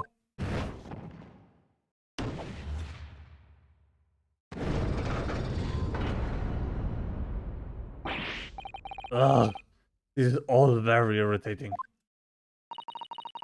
Begging your pardon, sir. I'm going to do the same.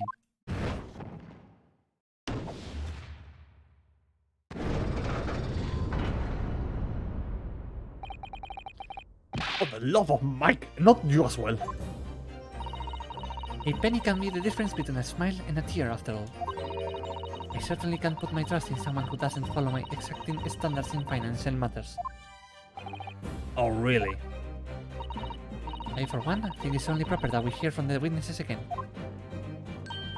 Oh, well done, Mr. Naruhodo. You did it. We can manage to change two more Euros' minds. We can force the trial to continue. 2 more. Actually, There is something else that's bothering me about a couple of their sessions. that's where you must strike next.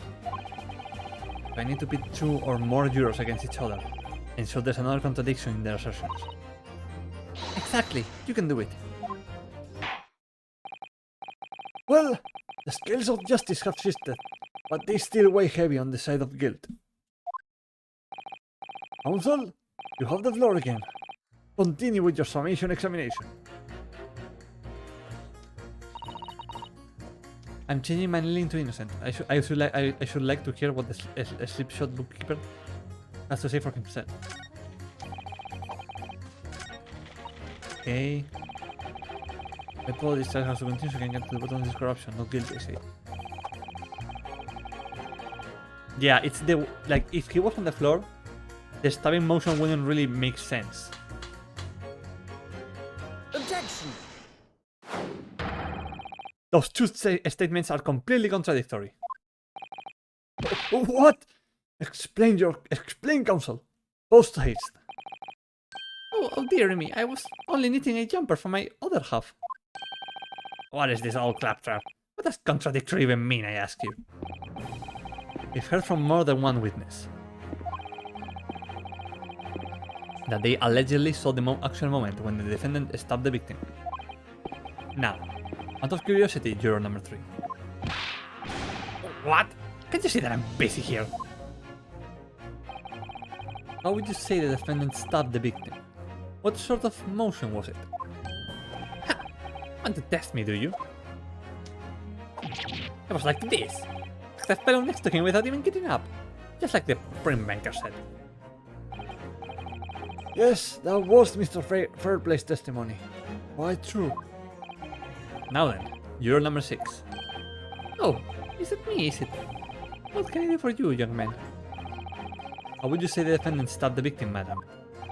Oh, well, dear, as far as I understand it, it was like this. He stabbed the poor man after he had collapsed on the floor. The coachman said so. Now don't move. Take a look at these 2 jurors. He stabbed the fellow next to him without even getting up. And he stabbed the poor man after he had collapsed on the floor. Well, I never. They're stabbing in totally different directions. Oh, what? Bless my stitches. What a muddle. What this tells us is that there's a strong possibility one of the witnesses isn't telling the truth. Oh. But why? Why the dickens would they lie? I don't know that yet. But what I do know is that if the trial ends at this point, we may never find out. We may never know the real truth. Ladies and gentlemen of the jury, can you really let that happen? In all good conscience? Lies, you say? Oh dear me. I can't abide people telling lies.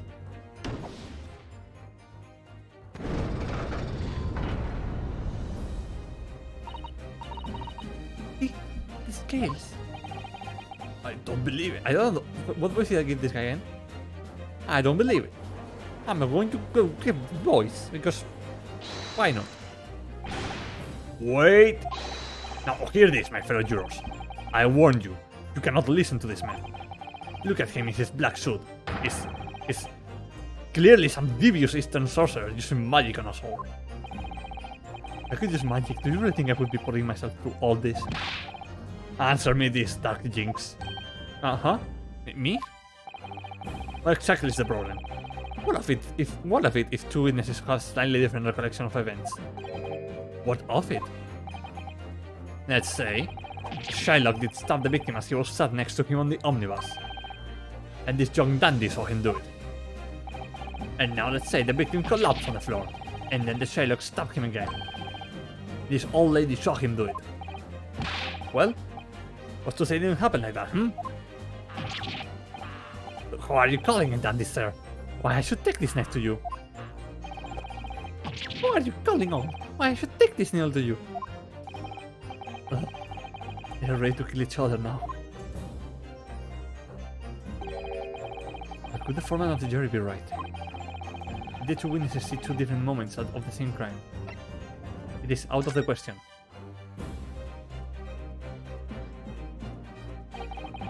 Unfortunately, Mr. Foreman. What is it, you Dark Jinx? Come on, go with it. What you're suggesting is impossible. It's out of the question. What are you talking about, man? Can you possibly say that? Well, you do realize that I'm only doing my job. Forming of the jury, I have a responsibility to steer everyone in the right direction.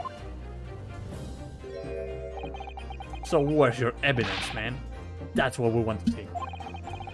I said that two witnesses saw two different moments of the same crime. If you say that's out of the question, show me some proof. It looks like the only way I'm going to convince him is to present him with something he can't dismiss. I want to make sure that I stabbed once. Yeah, got it. Some irrefutable hard evidence. As you wish. What? I will give you the proof. It's out of the question that the two witnesses saw two different moments of the same crime, as proven by the autopsy report. This is the victim's autopsy report. According to what's written here, Mr. Mason was stabbed in the abdomen. Only once. Only once? It's quite simple. The victim was stabbed precisely one time. Which means these witnesses can't possibly have seen it happen two times. Oh, I lost my knife. Alright, I concede defeat.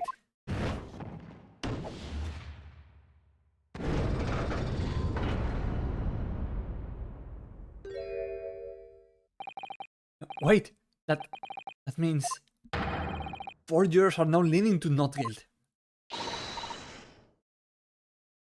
We've done it, Mr. Naruhodo. We've won!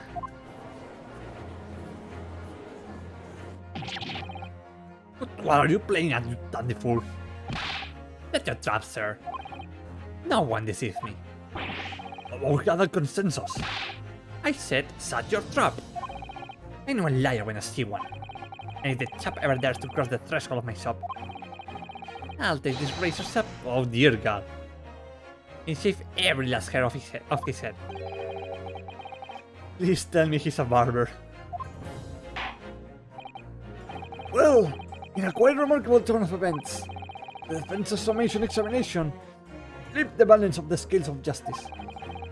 The juror now stands at 2 for guilty and 4 for not guilty. Accordingly, there is no longer a large enough majority among the jury for me to adjudicate. And the trial must continue.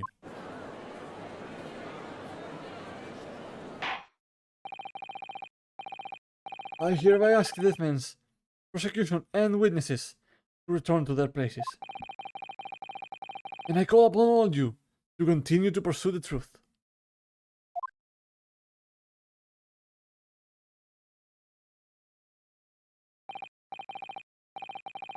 So, Lord 1-6, continue to substantiate the case for the prosecution, if you please.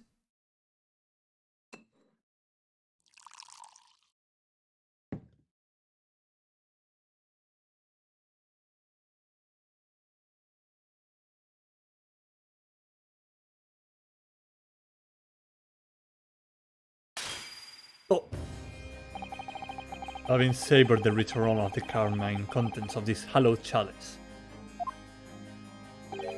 it may seem crass to crush it to dust. Pray forgive the discourtesy. Lord 1-6! Is it cold in here or is it just me? No, Ryunosuke, it's like 42 degrees. It's like very hot in here. As your antiquated tone no doubt says, the prosecution may not speak during a summation examination. I honor a deadly silence and listen to the charade. It seems I overestimated the intelligence of the jury.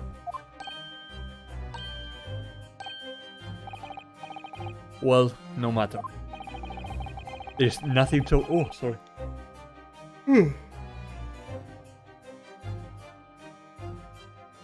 There is nothing so hard to prove as a self-evident truth, it would seem. No. And why else would we grace the courtroom with our presence after all? So, let us proceed to the next round of battle.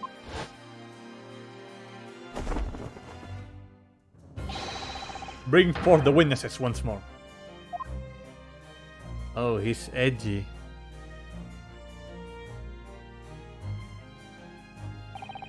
Witnesses. I trust you heard the summation examination we have just had to endure. Oh, yes, sir, I did, sir. Of course I heard it. Oh, yes, sir. I heard it. You, sir, You, sir, on the end. The coachman. I believe it's Beppo. yes, sir, my lord, sir. If it transpires that in your previous testimony, you were attempting to veil the presence of a fifth passenger on your omnibus, you will be found guilty of perjury. You are advised to bear that in mind, sir. Oh mio Dio. Now then, witnesses, I hereby call on you to testify before the court again. You will explain the various misgivings brought to our attention by the defense's summation examination.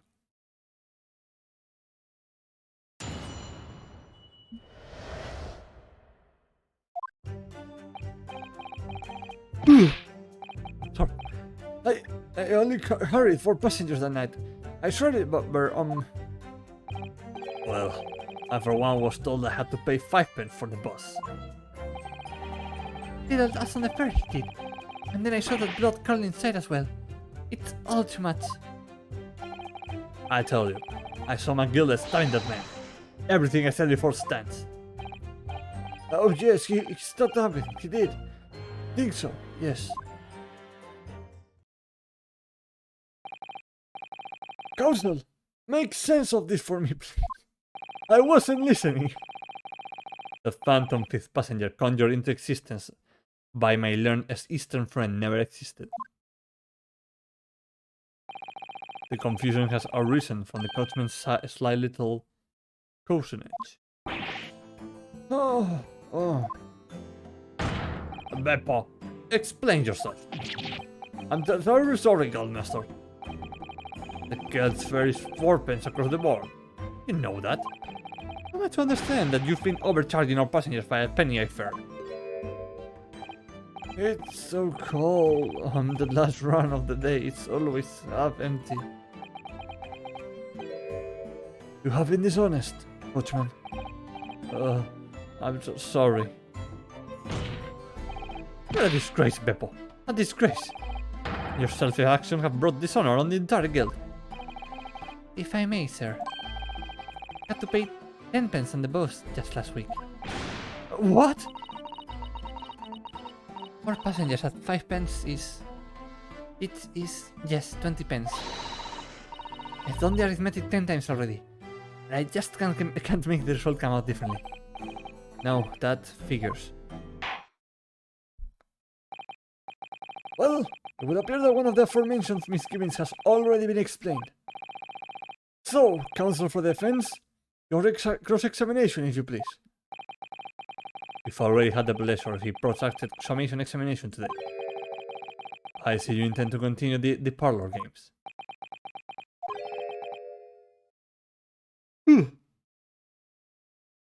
I am very sleepy today, I don't know why. Absolutely.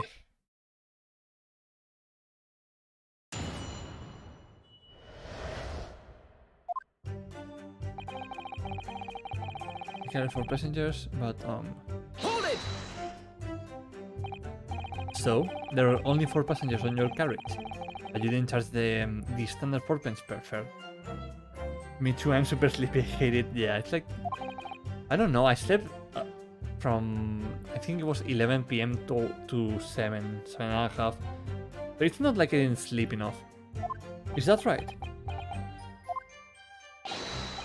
It's impossible to make the last run of the day pay. It was so cold, all I could do to stop myself passing out. I'm getting chilblains just listening to you. It was terrible, so I wanted to give myself a pat on the back for even keeping the bus running. Doesn't the dedicated coachman deserve an extra penny per passenger? You're digging a deeper hole for yourself there. I want to be lazy and sleep, but I have shit to do. Yeah. If only there had been a 5th passenger on the omnibus that night. Then we would have had another suspect.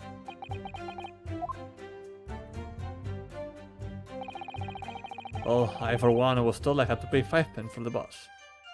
Hold it! Does that mean everyone on board that night paid 5 pence instead of 4? Well, I paid 5 pence too, sir. And I just told you that I did.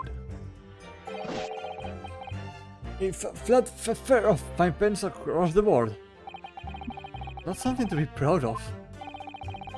The so-called discrepancy my learned friend identified was nothing of the sort. Much like the phantom killer you so desperately needed, it's gone. Dead and buried. I would have been happy if it had never existed in the first place. Little less than the fur he did. And then I saw that blood curdle inside as well. It's all too much. Hold it! He's cute. I like him. This blood curdle inside, you mean the murderer, I presume? Yes, sir. A loathsome sight! No one should have to witness the horror in the eyes of a man the moment his life is taken. Well, not exactly, sir. I mean, I didn't actually see the exact moment the Jen was stabbed. Good gracious, really? We have another witness who did, however. The banker has already testified to it. But Mr. First didn't actually see the point at which the victim was killed. It may turn out to be very significant. I heard the banker gent next to me take a sharp intake of breath. See, that's when I looked through the glass. That's when I saw the horrible blade poking out from his belly, all covered in blood.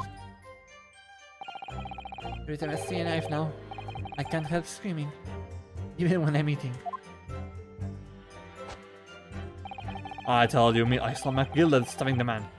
Everything I said before stands. Hold it! So you saw the defendant, Mr. McGilded, stabbing the victim, Mr. Mason, was sitting next to him? That's what I said, isn't it? It was bothering me before, this was. For just a brief moment, he hesitated before answering the question. Anyway, there was only 2 of them inside the carriage, wasn't there? There's been much talk of a 5th passenger, but as yet, 0 evidence. And what are we waiting all this time for, eh? It's black and white. The man's guilty.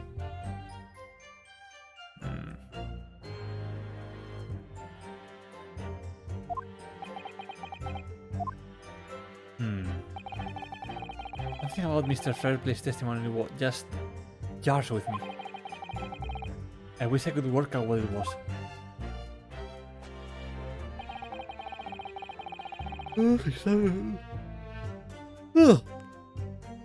Again, sorry. I'm very sorry for this. Yes, he stabbed him. I think so. Hold it! Earlier, you testified that you saw the moment when the defendant allegedly stabbed the victim, didn't you? Oh, yes, that's right, yes. You said that the victim was on the floor. Describe the assailant holding a knife in an ice-pick grip. I suppose. I might have, yes. Put the cart before the horse, maybe. What's this? Well, I'm quite sure about most of it. I was driving the horses when I heard the scream from the seats on the roof deck. Oh, I expect that was me, sir. That was when to turn around, yes. I saw it through the skylight.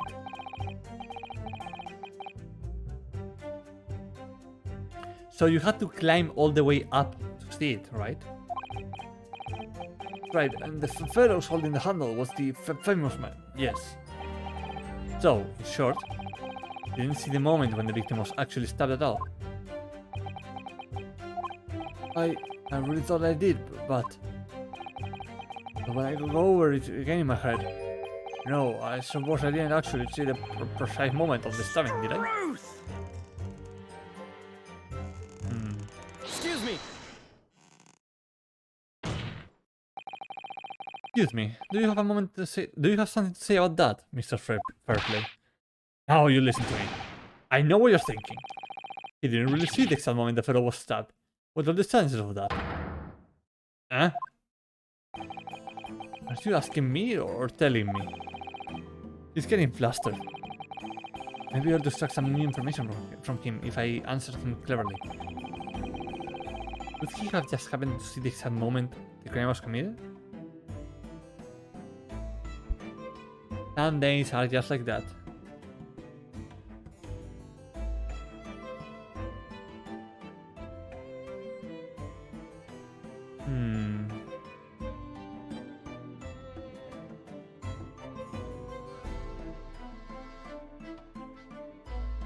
I don't think so, because unless there was like a sound or something, or unless he was looking down at the guy all the time, it wouldn't really make sense why he would be looking down though, because you are on the top part to quote unquote watch the streets, right?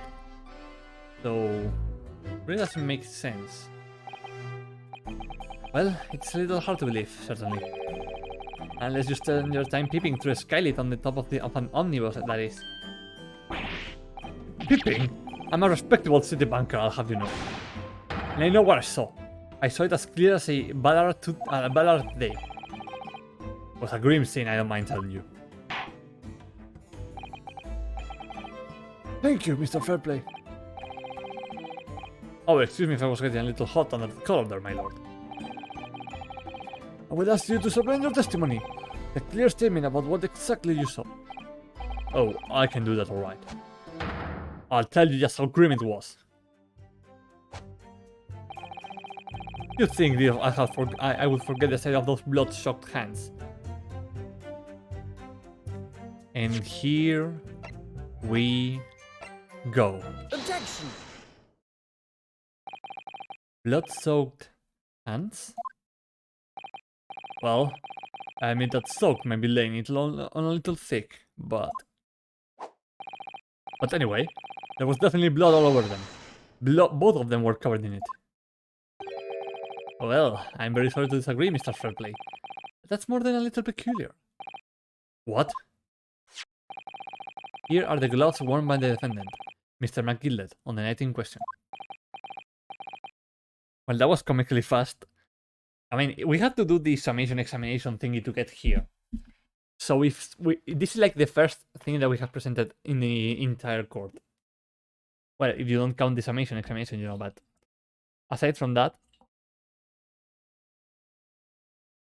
Oh, yes. Right. There certainly does appear to be a sizable dark color stain there. But I'm sure you can clearly see it's only on the right hand glove. Ugh. In short, Mr. Fairplay, your testimony is inconsistent. But no, that can't be right. You're the liar here then. I'm going to eat my cane. Oh, no. It's made out of chocolate. That's right. You were quite clear about it. He said, it was both hands. This guy really wants to eat his cane, dear God. Mr. Fairplay, if your last statement was a lie, it calls your entire testimony into question. You say you saw the moment the victim was stabbed. But is that really a truth? Alright, well, Oh, no. Objection! It was a simple mistake. You can't justify accusing this man of lying. Yes, it wasn't both hands, it was only one. But the fact remains. The victim's blood was on the accused. Objection! No. Mr. Fairplay categorically stated that he saw blood all over both hands. Which means there's a strong possibility that this witness was deliberately trying to mislead the court. Ugh. Why? I'm a city banker, for Pete's sake. My word should be the gold standard. Bankers. I'm a gentleman, not some cat or snipe. Upstanding members of society don't prevaricate. He's claiming to have no reason to lie. But is that really the case? Mr. Naruhodo, if we had some evidence to explain why Mr. Fairplay might be lying, we could turn the tide in this trial completely. continue to show this man has a compelling reason to die in his testimony. I have evidence. My lord, Yes, counsel. the defense is ready to present evidence. By Jove. Jove? Are you sure? Yes, evidence that will clearly demonstrate why Mr. Fairplay had the reason to lie in his testimony. Ah. Very well. I hereby call on the defense to present its evidence. The evidence that demonstrates a motive for the witness's alleged deception of the court. Among the defendant's list of debtors is Bruce Fairplay. Take that! This is a list of the debtors who owe money to Mr. McGilded. Yes, a list of innocent victims, crippled by the accused extortion. I cannot speak today. The point is, among the names of these debtors is your name, Mr. Bruce Fairplay. What? Mr. Fairplay, are you currently indebted financially to the accused? No, well, it's barely worthy of being called a debt. According to this ledger, you owe 20 guineas. Not an inconsiderable sum of money, wouldn't you say? Well, what of it now? Let's suppose Mr. McGilded were to be found guilty of murder. What would become of your debt in that case? These documents state that the loan agreement is forged between two individual parties. Therefore, were the creditor, the defendant here, to be sentenced to a capital punishment, all outstanding debts which were owed to him would be annulled. They would cease to exist. Cease to exist? Mr. Fairplay, is it not the case that you claim in your testimony to have seen something you never in fact saw, in a devious attempt to annul your debt of 20 guineas to the defendant?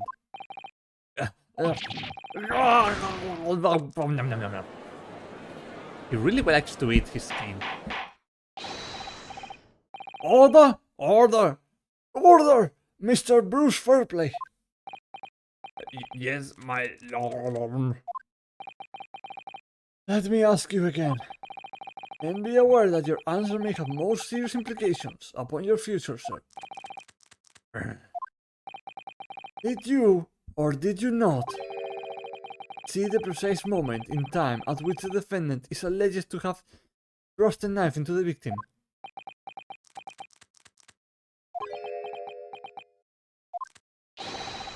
Your silence speaks volumes. You did not tell the truth in your testimony. Alright, let's not make a melodrama out of this. Perhaps I did overstate the truth a pinch. A pinch? But it makes no difference. I definitely remember seeing blood on McGilded's hands. Both of them. Objection! And yet, only one of the defendant's gloves, which we have here as evidence, is stained. So you keep saying.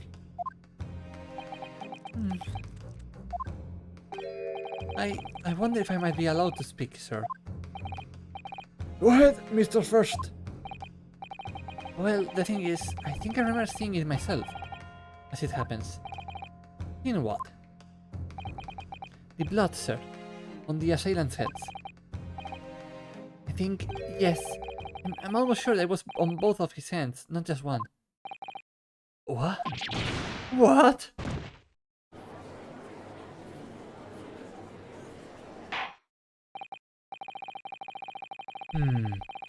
It would appear that we are going to need further testimony from all you witnesses.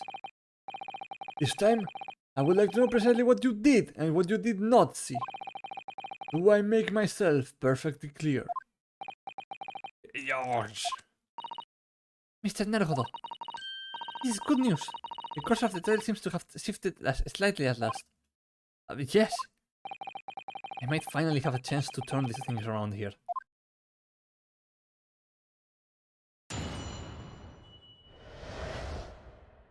What the witnesses really saw. There was blood on both hands on the silent. Sincerely and distinctly remember that. However, You might say that I didn't see the exact moment this transpired. That matters. I remember seeing the knife, and I remember seeing both of the attacker's hands with blood on them. I didn't actually see anything myself. No, not until I heard that scream. Anyway, the fact remains: there can't have been anyone else inside the carriage, or we all would have been, or we all would have seen.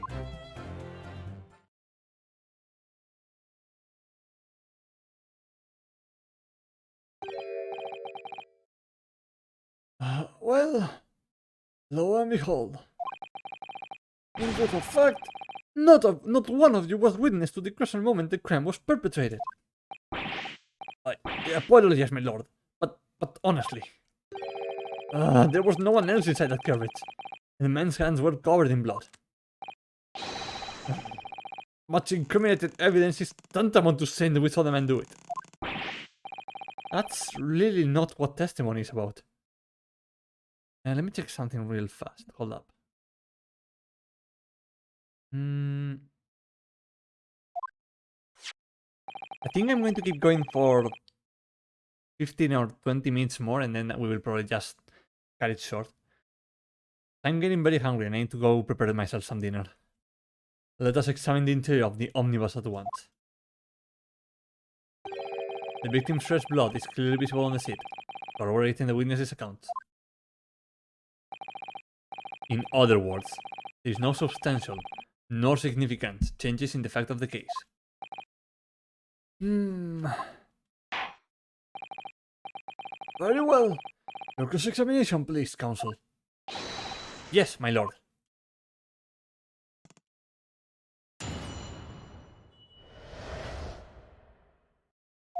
There was blood on both hands. Do you remember that?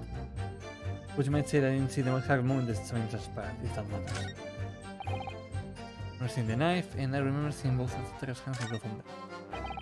I didn't actually see anything myself, not until I heard that scream. What remains, there can't have been anyone else inside that carriage, or we all would have seen.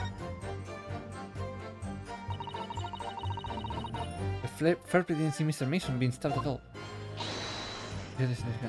Okay.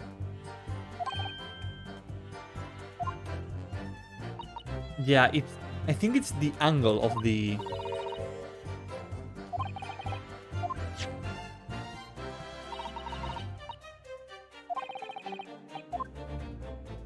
Yeah, I think it's the angle, because if we look...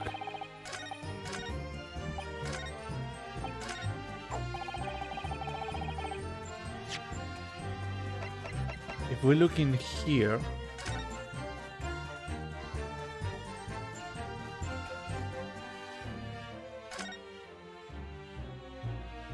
Like, yeah, there's no way to see the seats that are below here.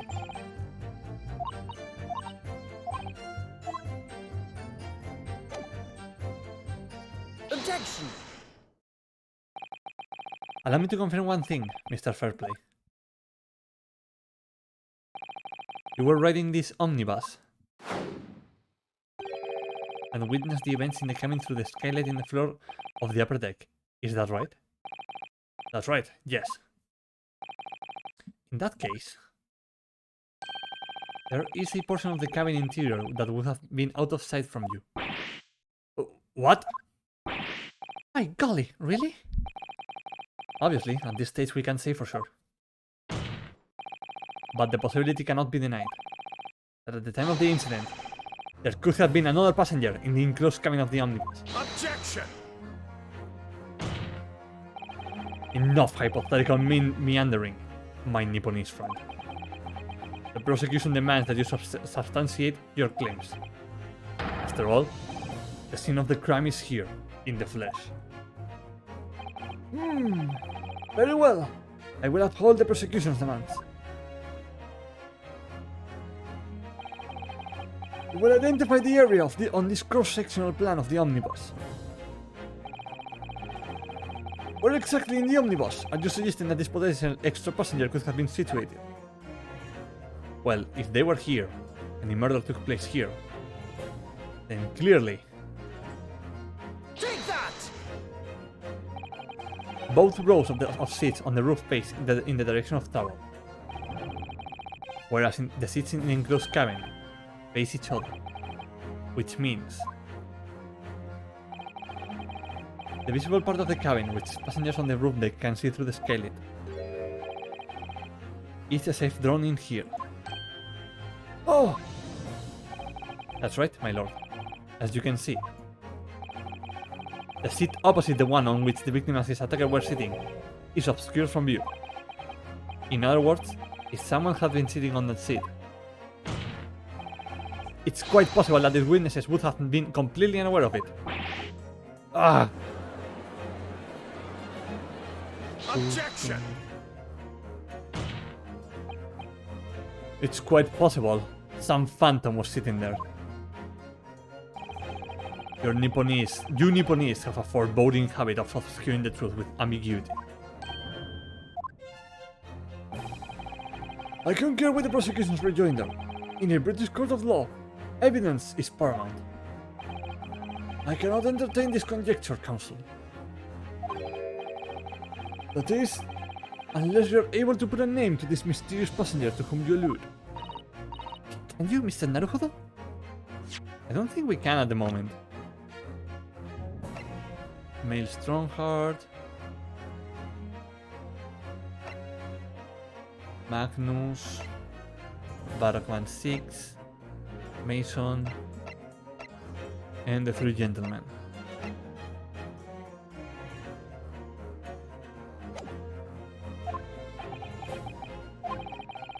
I honestly don't know. Who could it have been? Who could have been in the other seat which was out of sight? Like, I would say that it's not the banker because, well, the Mr. First would have noticed that the banker is lying about being on top. So, I have no idea. I have literally no idea. But as a proud citizen of the Japanese Empire, we will look to the sky and walk on, making sure all signs of tears are gone. Go on. This isn't just a case of going on, Miss Susato. Alright then, I'll go on. She just looked even more intensely at us. The defense would like to put forward a name. No, I don't. You are a fool. That response was a desperate attempt by a man who has no notion of his own limitations. A toast to hard lessons not yet learned. Let us not delay, counsel. The defense is still to name the passenger in the other seat. Okay. This could be it. This could be a chance I've been waiting for to turn the train in my favor. On that night, on the night of the murder, the person occupying the seat on the omnibus cabin that was obscured from the view was...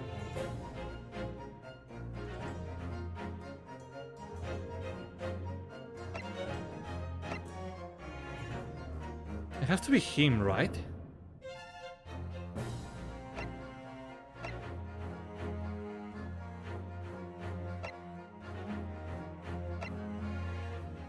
I'm going to save just in case.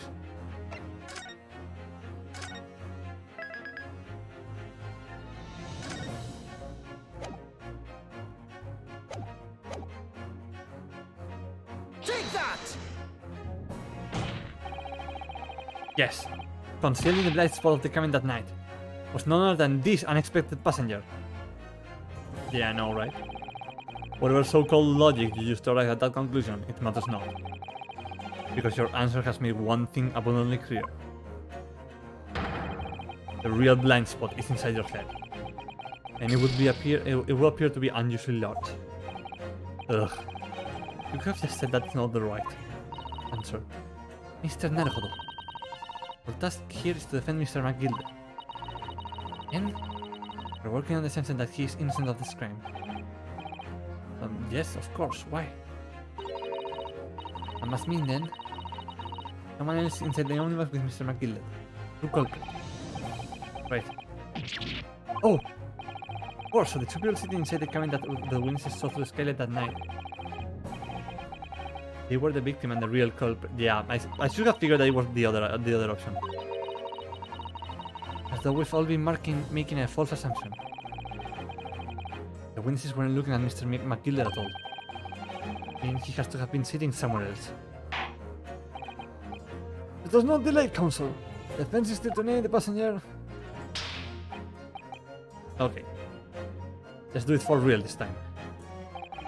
On that night, on the night of the murder, the person occupying the seat in the omnibus cabin that was obscured from view was Magnus McGilder. Take that! The passenger in the enclosed cabin that the witnesses on the roof deck failed to see has to have been Mr. Magnus McGilder. Mr. McGillet? What are you talking about, counsel? That's the name of the defendant. I cannot speak. Hold up, I need to get some water. Objection! Dear God, if I desecrate this chamber by smashing my hallowed chalice, do forgive the discourtesy. Lord 16, please stop. People talk of those tiny islands island nations in the Far East as having a learning and culture of their own. But I see they use the terms ill-advisedly. What are you trying to say?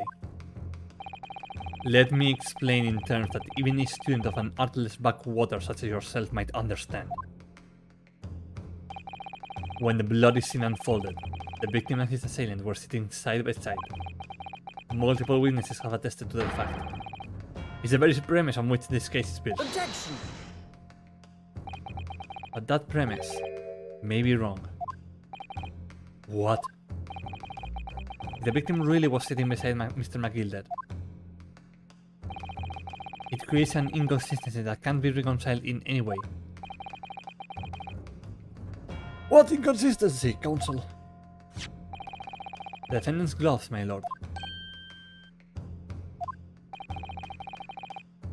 Both witnesses made the same testimony. They claim that there was blood on both hands of the person sitting next to the victim. Objection! Yet we know the truth to be otherwise. Only one glove appears bears the gory remains. Objection! The point is, even in the face of this irrefutable evidence, both witnesses have maintained their stance. Yes, their testimony remains unchanged. Exactly. They both adamantly swear that they clearly remember seeing blood on both hands of the assailant. In short, their memory of events is correct, and their testimony reveals the truth. It was somebody else sitting beside the victim that night. Third party we have yet to identify. And the victim's blood was on that passenger's hands. Both of them. Objection! And who was this third party? Obviously, the true culprit. Extraordinary!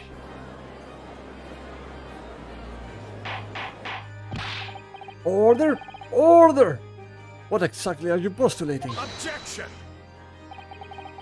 The defense's postulation is just that, nothing more than conjecture.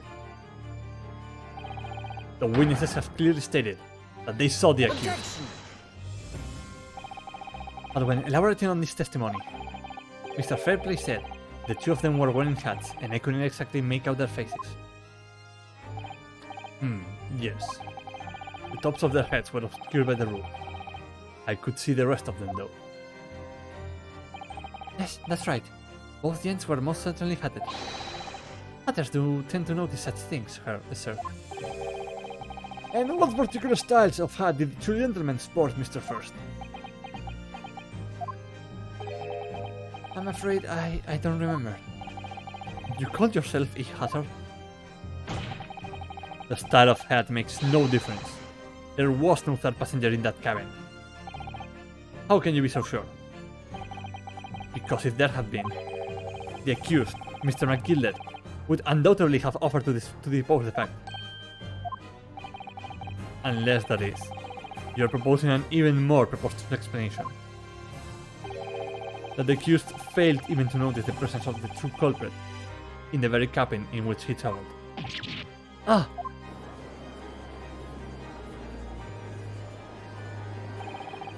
She's right. If there was another person traveling...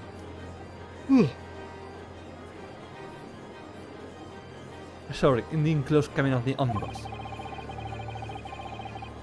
It's inconceivable that Mr. McGilded would have been unaware of it. Order! There is clearly a simple solution to this problem. Bring the accused, Mr. McGilded, to the stand. Well, what say you, counsel? The prosecution objects, my lord. On what grounds? As a suspect, he will have already made a full statement to the police. But if there's some reason why he's unable to speak freely. Magnus McGilded is no uneducated ruffian. If it indeed turns out that the man has been withholding information, you can be sure it will have been a most deliberate act. Counsel for the defense, what is your opinion? My lord, should we ask Mr. McGilded to testify, or not? Yes, we need to hear what he has to say in order to find out the truth. The defense would like to call Mr. McGilded to the stand. In that case, I would like to hear the opinion of the jury. Yes, and I need also to consider this. If you ask me, I think we should hear what Mr. McGilded has to say. Get the man out here, I say. It would be utterly illogical not to hear his testimony. When something is doing, get it done. That's how I run things at the guild. Hearing what the patron of my favorite little park has to say. Oh yes, that would be lovely. Yes, the jury says that the man must be heard. Very well. The court will hear the defendant's testimony. Bailiff, show the defendant to the stand at once.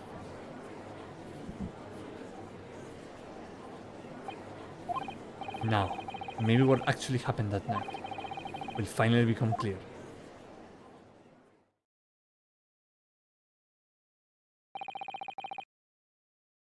Let proceedings be resumed. Mr. McGilded, have you been listening to the discourse of the day? To be sure I have, my lord. There are now two matters on which the court desires to hear from you. The first is whether or not there was a third party with you in the omnibus cabin, as proposed by the defense. The second is that if such a person was indeed present, why did you conceal that fact from the police? Egad, no, it is not in my nature to hide anything at all. Just answer the questions, please. The truth of the matter is, I've been desperate about this all along. Do I tell you so, or keep my mouth shut? Tell us what, Mr. McGilded?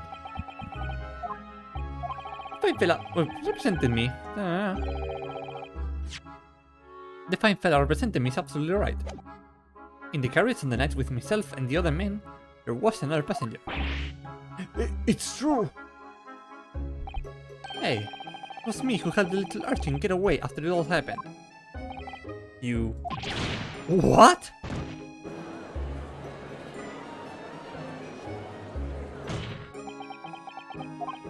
No, Magnus McGilded. That convenient excuse can't save you now. I'm truly sorry, so I am, Lord Van Six. I'm sure you'll be wanting to know why I said nothing when I was taken in by the police. I do be having a very good reason, I assure you. Which was... Well, the little child was just in the wrong place at the wrong time. And not in any way involved, you see. What? If the police had known the wee one was there, you have assumed she had done it. You have hauled her into this here courtroom, just like myself. I was only trying to spare her that. Our hearts and young minds are easily damaged, my lord.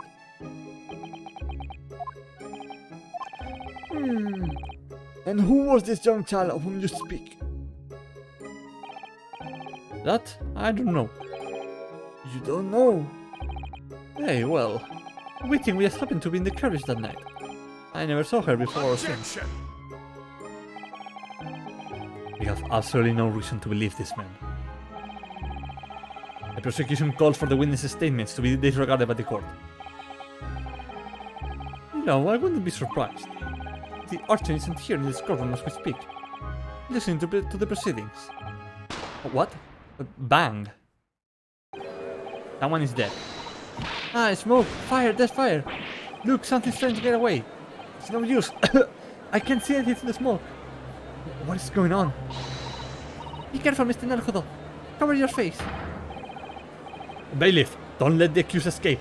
Secure the omnibus. I hereby call an emergency recess. Bailiff, ensure the defendant is in custody and clear the courtroom.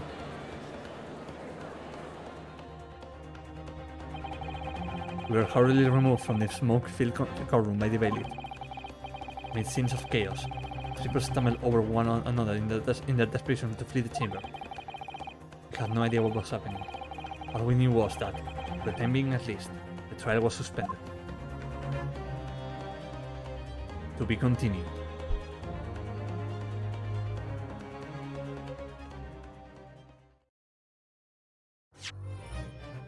Yes, please.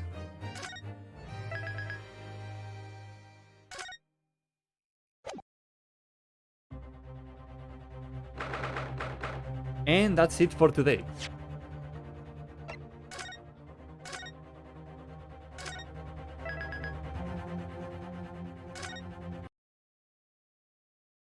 Oh, wait, the game just exited on its own. I didn't do that. Collapse that, I need to... There we go. Let me put on some music real quick. Real quick, please. There we go. Okay, and we're going to be finishing stream for today. Thank you everyone for coming. It's been almost 3 hours now. And thank you, Baldin, once again for the... lovely raid. Thank you, Mistress, for being here. Well, I'm just going to start giving out shoutouts. Hold up, let me just... Thank you, Mistress, for dropping by earlier. And thank you, Blue Parrot, for being here as well. And Empirical Woodland as well. And everyone for... Oh my god. That got me. That scared even me. Thank you, Empirical Woodland, as well, for being here. Game said no more. You've had enough lawyering for today. Yeah, exactly. Let me just quickly do that. And Barlin for the raid. We are about to steal a submarine. Once again, if anyone wants any more content like this, you can go check out the People team, which is full of amazing people who stream far better than I do, and they do it more consistently as well. Okay, so can't go that So way. yeah, go check them out. And after we finish these shoutouts, we'll be going to raid someone, hopefully. The green. What's this I do not sticky think I can pink trust like Noah. goop? Really wants to hide it, huh? No, no, boys. Okay. Don't touch that stuff. Okay, then let's see if there's like anyone that we can raid today. Okay, so we have Beepsol playing Persona 3, or we have Farnock Life playing Dark Souls. I think it's been a while since we've raided Farnock Life, or I think we haven't done it. So we're just going to do that real quick. Let's see. Raid. Part. How do you write this? Farnock Life. Farnock Life for us. Oh, it is.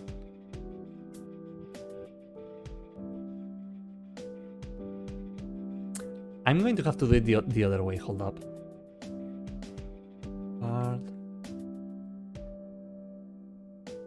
There we go. So, we're going to be raiding now. Thank you everyone for coming along. It's been lovely, and I will see you next time. See you everyone.